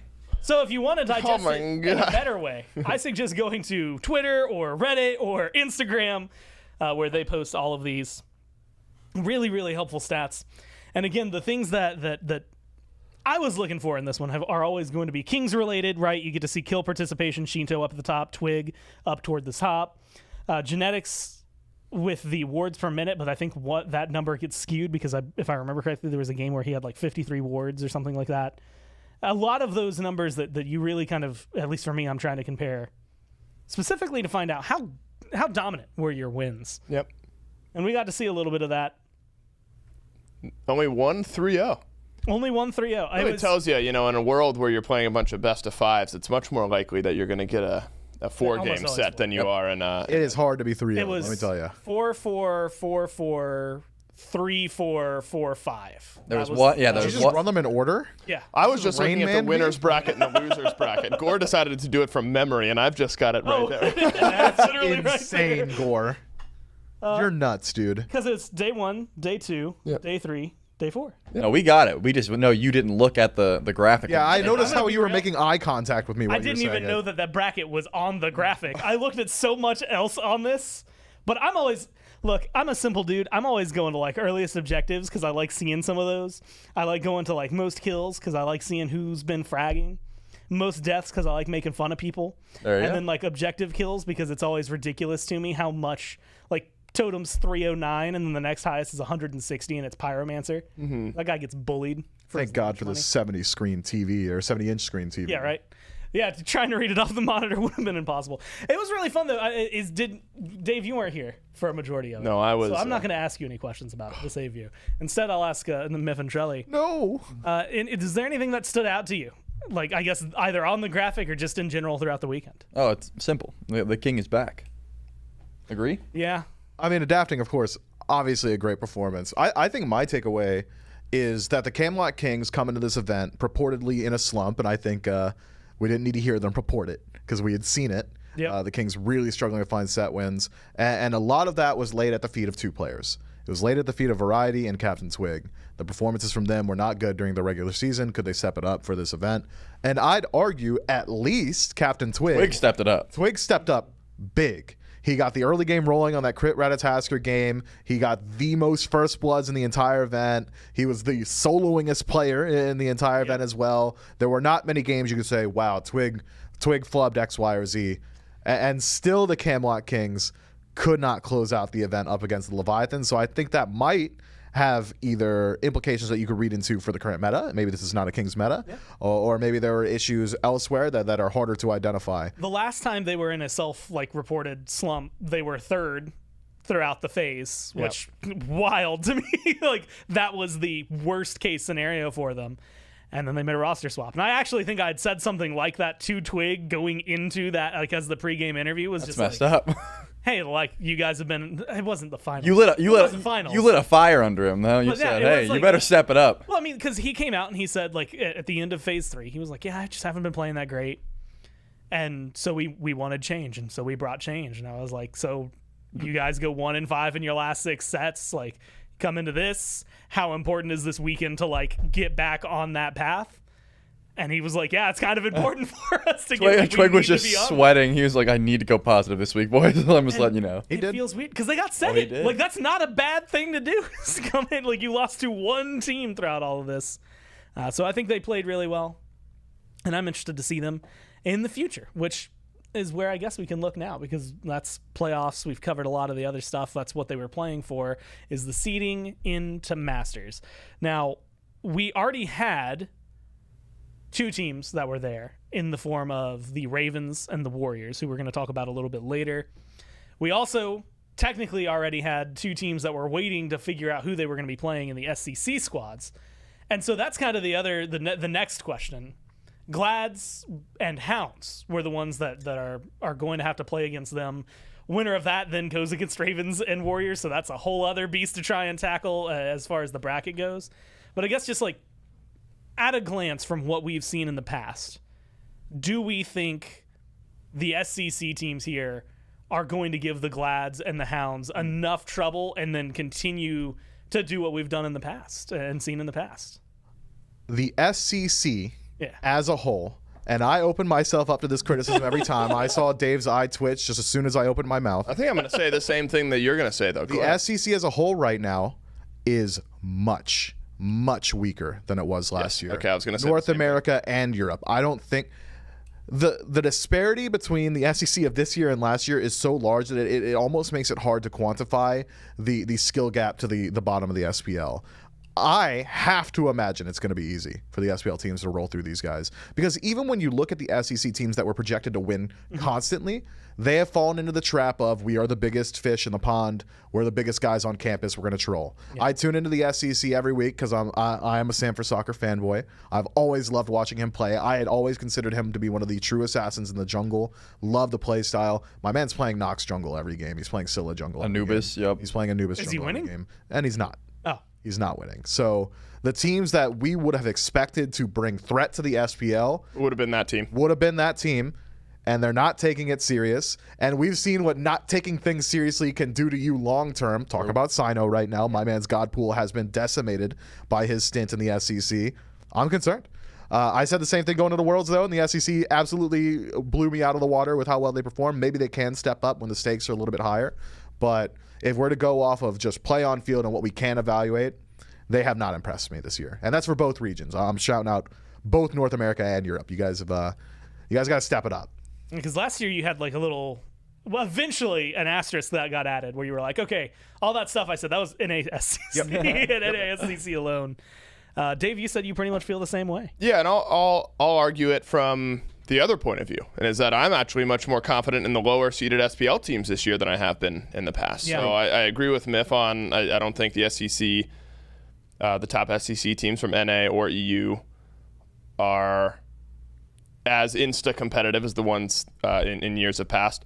But I also don't think the teams that are going to be playing against them are as bad, as weak we as don't the have SPL teams have been in the past, right? I think that no punching bag. The Hounds have been a very competitive team in the league. I mean, think about it. They were win-loss tied for second in the order side with all the tiebreakers and stuff. They got moved around, but they went 5-5 in their first phase in the SPL. It's a very competitive team. The Gladiators, they took a while to get going. They beat the Kings. Yeah. They got another win. They look competitive against some of the SPL rosters, and I'm no longer thinking that this is, 0-12 or whatever, 0-14 style of team. I mean, I think the Glads are the team with the most room to grow, but I don't think they're as rough a spot as lower seeded SPL teams of past have been. Yeah, they're not free. So I think it's the same. As long as they have Kierme, they never will be. Same argument, but on the other side, where SEC might be a little bit weaker, but also the bottom of the SPL is a bit stronger. I tend to agree with what Miff was saying. But not me. No, you rehashed, I think, what we were all thinking, so I agree with that as well. But what I want to zone in on is the fact that, back in the SPL qualifiers, the Glads, the current Glads, and what were the Warg Sanford Soccer's team had a very close match. But since then, the Glads have been getting top of the line practice. And people say practice makes perfect. That phrase makes no sense. Perfect practice makes perfect. That's what it is. And playing things like the Anubis jungle, the Nox jungle. Yeah. Just because you're that much better than everyone else in theory, and that's why you play those picks. It's not because you think they're good, because you think you're so much better.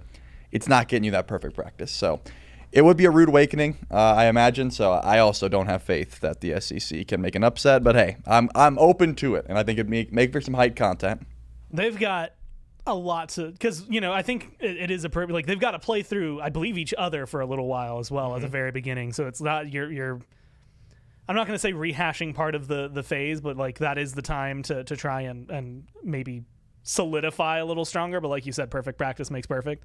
So it's beating each other, then having to beat the Glads and the Hounds, then having to beat the best teams in the SPL. That's definitely going to be a very tall order. Yep.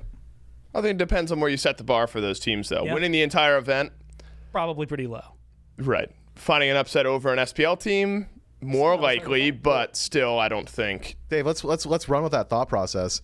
Do you see any teams beating the Oni Warriors right now? Because I think that moving of goalposts can be applied. Are we talking about that right now? To everybody. Does that come later? Are we ready to talk about the this? next one I have written down is Ravens plus Warriors speculate with new patch. Okay, all right. So that's a good segue. Oh, I've segued us. But as I was saying, I think that moving a goalpost applies to more than just the SEC. If the SEC gets through round one, I think they've already exceeded expectations. Agreed. I think if that's anybody where beats the Warriors at any point ever, I think we've exceeded expectations. Yeah. I think the bar should properly be set for those teams. If we're speculating about the Warriors, I think they go into this event the clear favorites. Does that positively or negatively affect them? I got to be honest. We haven't watched them play for like 3 weeks now. I got to be honest. I don't think it affects the Warriors at all. I think that is a team who gets in and they play Smite the only way they know how. And then they go home and do it there too. Right. They go home. They load into ranked, and it's the same player that you just saw on the SPL stage. Latest scrims though. I would say we did see that. We did see that. You could make an argument that it is a new update. It is a big update, or it's large, and how the game is going to be played is going to be very different. There are some mechanics that are going to force teams to fight, which I think the Warriors were doing anyway. Yep, benefits them. Question mark. Right, so it could be better. I think you look at the Titans clashing. If the Warriors control that and they get the extra couple buffs, and the Titans clash, and they're a team that loves to scrap, I think they'll pick up on it pretty quickly. The only I think, argument I could make against the Warriors that they haven't been playing. I imagine they've been scrimming, maybe a bit late, but they haven't been in studio playing their games now for what will be a few weeks. So that's my only argument against the Warriors, is that in studio real SPL game time is a bit limited compared to the other teams. But I feel like that usually goes out the window after like game 1 of a best of 5. Like you kind of get back into the swing of things pretty quickly. I think the bar for the Warriors, new meta, old meta, whatever, it's the same for me. I think it's a team that I'm hard pressed to see them losing a set at this event. If they do, it'll be a big upset, and I think they could win the whole thing. I think that's, first of all, yeah. I think at the moment we are there. Everyone's playing for second, right? And we have seen no one that can beat the Oni Warriors consistently. But I would argue right at the start of a new patch would be the best time to do it. You think so? I would argue the opposite. I think that you actually made that argument earlier this year. Myth has said it a couple times that because they're just so good mechanically, they can just diff everyone. But if someone gets like a really great grasp on like how to control the map, I could see that putting a little bit of a wrench in. It depends on if the meta is like a big map control meta, right? Yep. If it's a meta, like think about how the Kings thrived because they had all these little micro PvE things that they could go off and do and just build up this massive gold lead. Right. If it's a meta where we're scrapping and we're just fighting, then I still think the Warriors. Of course. We've shown patch notes already, right? We know what season. We had the update show, yeah. The season so I can go into it a little bit. I'd be careful. I don't know how much what they went into. Okay, well, as I understand it, this meta has enforced rotations on map to control certain aspects of the map at designated times. Yep. True. And as I understand it, having watched the Oni Warriors, they're the only team in the league that are constantly rotating SOT out of Soul Lane to get to Gold Fury at 10 minutes. True. They're rotating Netroid out of the Duo Lane to get the Pyromancer at 12 minutes. So I think if the conversation is, well, if it's about macro play and who's going to be there on time for everything, the Warriors are doing that better than everybody else. They want to fight you there. They're already doing that better than everybody else. They're controlling the macro better than everybody else. I mean, hell. And then they also beat you in the team fight. And then they also beat you in lane. And then also Panatom's 5 levels up. So it's a really difficult world to see where the Warriors start to lose out because of how consistent it is. If the Warriors would show up once a week and on a double header week or triple header week, if they show up once a week and have the performances that they have had throughout the entirety of the previous phase, just once out of 3 of their games, we'd still be talking about how they're one of the, if not the best team in the world. They do it every single game. It's not, wow, are the Jade Dragons going to Jazzberry Jam today? It's Oni Warriors set. Let's go ahead and get our free viewer points, boys. I mean, it's simple. These guys, we've never seen it like this. Against them in game 2 and for them in game 3. That's the we've never seen a team this level of dominant. And I know people say Energy, Epsilon, come on, let's go all the way back. Root NA, BLG NA, come on. No, this is the longest win streak we've ever seen, and every single one of their games are convincing. It is a historic moment in Smite to see a team as dominant as they have been. I just hope that we don't have the curse of, as Dave said, haven't seen them in 2 weeks. They could have had an argument about what's in the refrigerator, who ate my sandwich, and all of a sudden this team fell apart, right? Those toilets. I can't. Or toilets. I can't wait. We got so much flack for putting them last in our rankings at the beginning of the year. Now that we're giving them all the credit in the world, we're saying they're going to win this event, they're going to be undefeated. Now they're just going to start losing, and the casters just can't keep up. Can't win. Can't win. The opposite of the Warriors, right? They can win. And it's just been insane watching those guys. And I was actually thinking a similar path as you, where it's just like you've got a Gold Fury to fight over, a Pyromancer to fight over. I think me and you were casting. It was one of us pairing. Someone was casting. Yeah. When they were playing, I believe it was like the Ravens, and they lost the fire giant like 4 times in a row, but they won every single fight otherwise, because it was just like they didn't care. It was an arena button. That's all they cared about. They wanted to go you use your ult to confirm fire? Stupid. Don't have it for the fight. They were fighting. And it was just different because like nobody else is making that kind of play, because it admittedly, like grand scheme, it seemed like it probably wasn't the best thing to do, but they kept doing it so consistently. And to speak to that, Gore, and maybe more so than some of the other guys in the casting, I really do like to pull on my pro experience when I commentate. No, I love pulling on my pro experience. And when I watch when I watch these guys play, I'm sorry, you're right, I didn't prime it properly. The only guy on the cast team with pro experience. There we go. When I watch them play, that would actually somehow hurt more. So often, I'm watching the decision making of the Oni Warriors, and if I'm playing against them on field, I'm thinking, They're trolling. They're idiots. Yep. This is the dumbest. You just got Fire Giant, used all your resources, and then you sieged my Phoenix. The only reason you got it is because it's so dumb I wasn't there. That's crazy, isn't it? That the Oni Warriors are just playing Smite so differently, so opposed to 10 years of pre-established Smite knowledge about what you should be doing and when you should be doing it, that legitimately it looks foolish when you watch them play at times. SOT dancing on your Phoenix, running down the Titan at the 19-minute mark, grouping up on the Pyromancer and having your ADC rotate out. We've seen Netroid take 1.5 to 2 level deficits so that he could rotate to an objective. And I'm thinking to myself, that's dumb. Why'd you do that? It's because it got them the Runic Bomb, and that got them a tier 1 tower, and that fight got them the Gold That's what we know about Fury. Runic Bombs. And this, how that, it's the other. used is the true payoff, right? 1,000. It's damage crazy. to objectives. That's right. You can use it to confirm objectives. You That's could, right. if you wanted or to. fight even. Or fight. But all that to say, the Oni Warriors have completely broken the mold on what Smite is and can be, and I think it's just such a treat to watch them hands together that they are not trolling coming into this event. And maybe if they are, they'll still look really good. So, yeah, well, that's predictions. I'll wait on that one. There is another team I guess we have to talk about the Ravens. that went up there. Yeah, so the Warriors seems like everybody's feeling pretty good about. I guess the question I have is, are the Ravens, I mean, they were good throughout this phase. Obviously not untouched or unscathed. I knew it was down to your Kings. to your Warriors. Do you think? Does it Never don't mind. I matter. was about to be mean. Never mind. Oh, Go ahead. Champions of the phase. Do you think that you cast or curse them with a good end call? And that they'll never, Although never be there again. we've had championship slumps in years of past. Good point. Being a world champion has got to be the worst thing for your phase. Like phase 1, world champions historically do not do well. Yeah, they don't do very great. Ravens, though, Yeah. I think they'll get.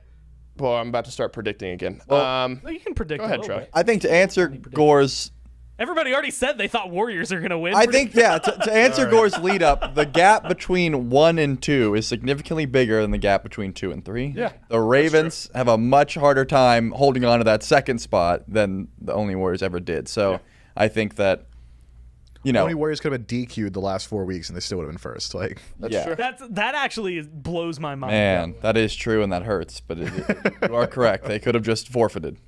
They could have just sent Sod in and be like, hey, man, you play. he might have taken some games. Ravens are really good. Ravens are a very talented team. I think that this is a team that's playing around their strengths really well. Clearly, Bera and Ven have been playing some really solid Smite. Scream, I think, has been a breath of fresh air for this team. Yep. And so has Hurrywin. I think the way Hurrywin's brain processes the game and the way this team is thinking about Smite is a lot of fun to watch as well. It's just not as squeaky clean and aggressive as what we've seen the Oni Warriors do. They feel contestable at times. However, this is a team that did enough. They won the necessary tiebreakers. They won the necessary sets to give themselves a bye from the playoffs through this past weekend. So I think there's a clutch factor with this team that you have to look forward to come Masters time. And that could make an impact. I still think they're in a race for second, but this is a team that has been playing some of their best Smite. I think Hurrywin's really found his home in support, and he's talked about that in the past, where maybe he should have just been a support all along, because this role, really on this play, I remember this. Really good casting by you on this clip as well there, Gore. This is a big moment. I need my ego fluffed. Yeah, a little bit. But I think this Highland Ravens team, they're very, very talented, and I do see them. I see them contesting for finals maybe. I think they like every other team in the league has just been caught off guard by sort of this unique aggressive style of play. Mm-hmm. And I don't know if their game plan is to try to out aggressive the Warriors this event or what, but I think they're talented enough to give themselves a shot, right? It's never going to be 100% Oni Warriors or any other team favored matchup, but I do think they're in a race for a second. What you said, I think, accompanying the Warriors conversation made me realize, I feel like the best way to describe it is like what exactly the words you used, which is that the Ravens are playing like really good, clean Smite. But to me, that means that the Warriors are just playing something different. Like it's still technically Smite. That's the game they're in, but like it's just much like you had said, not what the rest of the league is doing. Yeah, and I've thought about this a bit. During the Worlds run of Season 9, I feel like every single Smite team had culminated into the play style that the Camelot Kings had honed to a razor edge at Season 9 Worlds. That was it. That was the natural extension of we're going to play safe, we're going to control the map, we're going to get the macro, we're going to make sure every fight we go into we have a lead. And that had always been the idea, right? Mm-hmm. The Oni Warriors have taken the natural extension of peak Jade Dragons. We're going to play with absolute confidence. You're 2,000 gold up, I'm going to hit you harder. I'm going to hit you more often. You're going to miss your auto attacks. I'm not. And I'm going to take the fight at the Gold Fury. And I'm going to kill you, and I'm going to take the Gold Fury. And that style of play is something that we just don't see attempted by a whole lot of teams because legitimately, if you don't have it, if you aren't that guy and you aren't hitting everything, you've simply thrown what little chance you had at making a comeback. And I think that it's so interesting, and it does play into it. The Oni Warriors are playing differently. And to continue quoting the what was it, the Stu doc earlier, I believe it was Inbound that had said there's only one team in the league that is playing well, and it's the Oni Warriors. When you're that dominant and that far ahead of everybody else needs to start emulating what you're doing. Mm-hmm. We and that's not an esports thing. That's not a sports thing. We see it there. That's everywhere. When someone innovates and changes the fundamental way you perceive a concept, how something should be played or how something should be, everybody adapts. Smartphones. Who's making flip phones nowadays? Why would we ever try and level that up? You just watch Moneyball? No. Oh, Is that what? That's pretty much. Is that Brad Pitt? No, that's yeah, that's Brad Pitt. That's Brad Pitt. And Jonah Hill. Yeah. Yeah. Pretty much the exact concept. Yep. Sorry, keep going, or don't, whatever you want. You're the man. Oh yeah, I was done. Of course, the host. I was enjoying it. I wanted to see where Charlie was going to go with that. That's it. Do you have any thoughts on the Ravens, Charlie? I feel like we haven't let you dig in. Yeah, I mean, I think my big shtick, of course, is that they did everything they could to make sure they could secure that second seed, but it was still close. Whereas that first seed is just unreachable at the moment. I still think, despite what Mip was saying about how the Oni Warriors are just built different, that the best time to knock them off their win streak is right out the start of a new patch. It could, knock them for a loop in possibility. It wouldn't be easy, but it could be done. And also, we've talked about how the Oni Warriors play style is like, sometimes they'll mess up, but they'll just diff you. Maybe you capitalize on some of those mistakes. So it's possible, but yeah, we all are leaning towards the Warriors, rightfully so. They get the new patch buff alongside it, or maybe potential debuff, depending on how it goes. I do want to see, because next we're going to talk, more predictions specifically about this. Although, spoiler alert, I think we've already covered a few. Yeah. I want to see if we can pull up the bracket itself to look at, just because the path, I think at least the main bracket for a lot of these SPL teams is going to be hard. I don't think there's an easy, once we get into the main bracket area anyway, it becomes a much more difficult fight because, if you're looking at it, it's like, well, the Gladiators have given a lot of teams a lot of trouble. The Hounds have given a lot of teams a lot of trouble. And even what we saw, barring one game, maybe the set, but definitely game from the Dragons and the Gladiators over this last weekend, we saw like the Dragons even stepping things up. So like we went from this conversation of, okay, we've got 1, 2, 3, 4, 5, 6, 7, 8, and like question marks around some of them as to whether or not they can maybe jump for them. But if you look at like the bracket they're going to be going through, this is where things get really interesting to me, because beyond, I think, just the SCC teams being thrown into the mix, which is going to be the original get-go, which, like you said, Mifflin, at least when you look over towards the Valkyrie, it's a very long path, but a lot of players that if they are going to take it as seriously as they possibly can, that's one of the teams to keep your eyes on.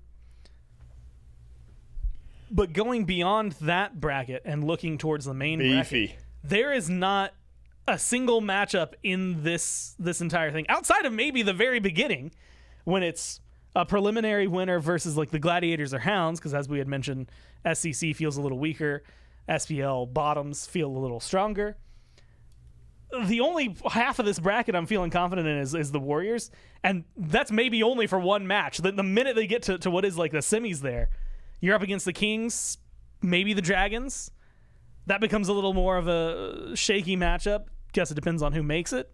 Then you get to the finals, you're up against either the Ravens, the Hounds, the Levi's, the Ferrymen, or bottom. maybe some SCC hot streak that's just been blowing through the competition. I mean, you're that bottom half of the bracket. That's a hard bracket. Honestly, it's giving me flashbacks to Worlds of last year. Remember we did the post group stage waiting room. I remember it because we pulled up the bracket. Yeah. And we officially saw everything. We were looking at the Kings and their run. It ended up being easy for them, but the Kings had the much harder side of the bracket, I think. You think the Kings did? I think so. Wasn't that? Run me through it. The only side of the bracket was, we're starting to talk about Worlds of last year. Yeah. But it was Bolts, Mambo, Ravens, Kings on the top side of the bracket. Ravens being the SEC team at the time. Yeah, I think the Kings probably had the harder side of the bracket. I think they went through everybody. I thought they might have had Mambo, the easier I think streak. was like were the only other team on conversation. Like, if people were like, either the Kings or Hex Mambo, whoever wins that top bracket is who's winning this. Yeah. Because going into that, like, the Titans hadn't looked that great, the Dragons were okay, but like the rest of them were all middling, and like Hex Mambo was maybe I'm kind thinking of a bit taking it to backwards. people. Yeah, I might be thinking a bit backwards. Where I think Genetics even put out a tweet, and this is not guaranteed, but I'm pretty sure Genetics like, yeah, we beat all the best teams. Like, that was our run. Yeah. Oh, and they did it, untouched and unscathed and all that. Yeah, we're the Kings. Anyway, that's Worlds. I of last bowed year. down to them. Champions. There's a long stretch to go here at Masters, but it could potentially be very simple for the Oni Warriors, as we've talked about. I don't know. I mean, I think really the only thing that's giving any of us any hesitancy towards the Oni Warriors is, what is this new massive update going to look like? Yep. But we had the same conversation going into Season 10. Season 10 looks a lot different than Season 9 did. Granted, they had a few months to practice on it, but we didn't know how these teams would look on a new look update of Smite.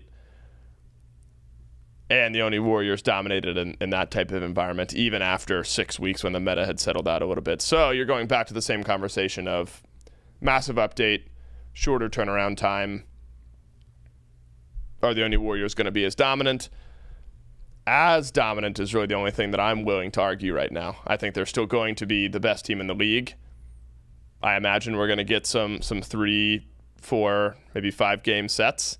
But even 5, even saying the Oni Warriors are going 5 feels weird to me right now. But They're I'm going leaving to go the door 4 open every to it. time. Yeah. Because they're going to win 1, and then either in game 2 they'll mess around, or in game 3 they're going to mess around. It just depends on how much of a buffer they want to give themselves. Right. I think if we're actually making predictions, it'll be the Oni Warriors, but it might be a slight touch less convincing than what we got all phase long, because it is a new update. However, I do think the Oni Warriors can also thrive there. It might be more convincing. How many updates have they already thrived That's through? what I mean. Yeah, I mean, we are on season of hope, season of dreams, season of this, that, or the other. We're going to the season of souls, and it's been Oni Warriors all the way down. Yeah, it truly just depends if the update changes the way the game is played away from. If it's an update that makes the way the Oni Warriors like to play less successful, then it's going to impact them. But we got to nerf them on our side, right? But if it's what else is going to do it? Somebody go in there, just unplug Pagon's computer for about 5 minutes, let the game keep going. But if it's an update where their play style is just as viable, or more viable, it's still Oni Warriors. Yeah. Yeah. Warriors. I think you've been very unabashedly Warriors. Mm-hmm.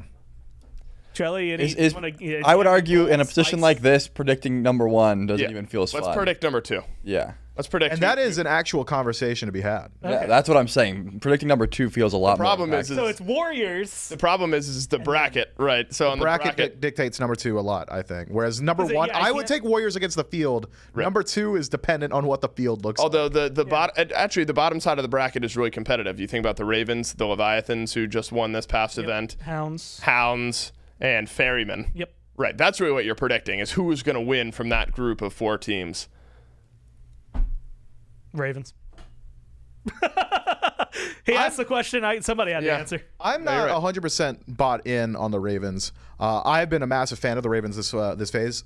I've gone as far as saying that if you're going to only watch one set a week, or if you can only catch one team and you got to choose which one to watch, you should watch the Ravens, because it feels like they are the team. I'd equated them to like a swing state during the vote, where their sets just seem to have a little bit more implication on the rest of the standings. but that's just because of the position that they're in. I think that as far as number 2 is concerned, there are a lot of teams that are in contention for that exact spot that are very close to each other, and it just so happened to be that the Ravens found themselves there during Phase 1. It could be anybody. How much better than the Ferrymen are the Ravens? How much better are the Ravens against, like, I don't know, a peak Jade Dragons or something like that? Yeah.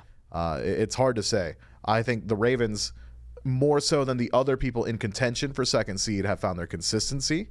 That's certainly there, and I think that is a fair argument to make. The Ravens play to what they can more often than the other teams do, and that'll tend to lean you to more wins. But if the Ravens don't even make it to finals, I wouldn't be surprised. If the Warriors don't make it to finals, I'm riding on the walls and going crazy. Yep. What are you writing on the walls? What's going on here? Matrix. We're in the Matrix. I might be bought into the Leviathans after this past weekend. Oh, big Levi's fan as well. I might be bought into the Leviathans. Yeah. I'm trying to think, Chelly. Yeah, I think if there was a team to beat the Ravens, because if I remember the bracket correctly, I think they would have to go for the Levi's in the semis. They would the Ferrymen, or Levi's or the Ferrymen, and then the Hounds are versus the SEC squad, so they would face them or the winner of that SEC squad. So I'm thinking the Levi's would be the team they end up against in my head, depending on how that Ferryman set goes, because I still have some confidence issues with how the Ferrymen have been playing. It's a coin toss between Ravens and Levi's for sure. Yeah, and in that case, I think Charon's coin toss. Exactly, and I think that could be a fun matchup for sure. So if Adapting's playing the way we just got to see him, and we haven't seen the Ravens for a while because they earned that right to get the bye, so I should be giving them more weight rather than less. But that could be a fun matchup. It always feels. I mean, look, Zap loves, like, he's come out and said it. He loves playing through any other bracket. If you're going to give him more Smite to play, he loves doing that because it's just more practice, and he just got. Admittedly, because of their seeding, they only had to play 2 sets, right? Because they won, and so it's not as much Smite as maybe it could have been or has been for him in the past, but it's still a lot. It's just been a minute since I've seen the Ravens, so I think I'm still going to give them the convincing second seed now that I think about it, because I had to really wrap my brain around, we just haven't seen them in a while, and the Oni Warriors are so strong, but could be close, though, and that's what's going to be interesting. I'm just excited to watch it, because knowing it's on a new patch, knowing that it's all kind of mid lane oriented, and then thinking of the mid laners that we have in this league creates a lot, and the junglers, because I guess they're going to have to hang around for a lot of that, but a lot of fighting and a lot of grouping up that's going to be around the map, which makes me excited for Warriors sets. But it also makes me excited for any team that has players like, let's say, Adapting and Shinto. Really happy for, like, Venenu if he keeps playing the way he has, and Scream. I don't know. I just think it's going to be a good time. Sino's the Kings are still out there too, Look, they're on the Warriors side of the bracket. Oh, sorry. Yeah, no second place for the Camelot. That's what I'm saying. They're on the Warriors side of the bracket. Unlucky. Yeah, should have won. But I think that's actually, like, the matchup, the quote-unquote more likely matchup based on how these teams have performed would be Warriors, Kings winning and playing against each other. And that'll be a fun set to watch. Yep. Or it'll be catastrophe for one side, and I don't know which. That's going to, well, everybody has a feeling of which, but who knows. I think it's going to be really fun to watch. And I think that's why everyone should tune in and watch Masters starting on, insert the date here as I pull up the calendar. A week from... I believe the 17th. I did a promo for it. It is, in fact, a week from today, because it starts on the 15th, Charlie. And then it goes the 16th, 17th, 18th, and then the 24th and 25th, I think, are the last. Did you record a bad promo? I mean, Charlie's about to run to the video team like, guys, don't air it. I mean, it's been airing. Wrong. It's not this weekend. It's next weekend. It's starting next Thursday is when we're going to have, like, the SEC's. Okay, well, that's the SEC stuff. I'm talking SPL starts Saturday. Okay. It is technically a different event. He's right. Is the preliminary There we go. fight. Master starts 17th. And then, Charlie, we want them to watch the prelim stuff too. I'm just saying, you asked when Master started, and I did a promo. Prelim on the 15th next Thursday, and then the main Masters kicking off, I think, on the 17th, based on what I've been told by the guy who recorded the audio for it. Bingo. So hopefully we'll see you there, and it'll be a lot of fun. But as for now, I think this is the Masters waiting room. So without further ado, there's a bunch of Masters in this waiting room. Exactly. We'll see you at Masters. Okay, bye. Oh, say less. I'm back in that bag again. Yeah. Oh, say less. I'm back in that. Yeah. What you doing? Yeah. I'm back in that. Hey. Where you going? Hey.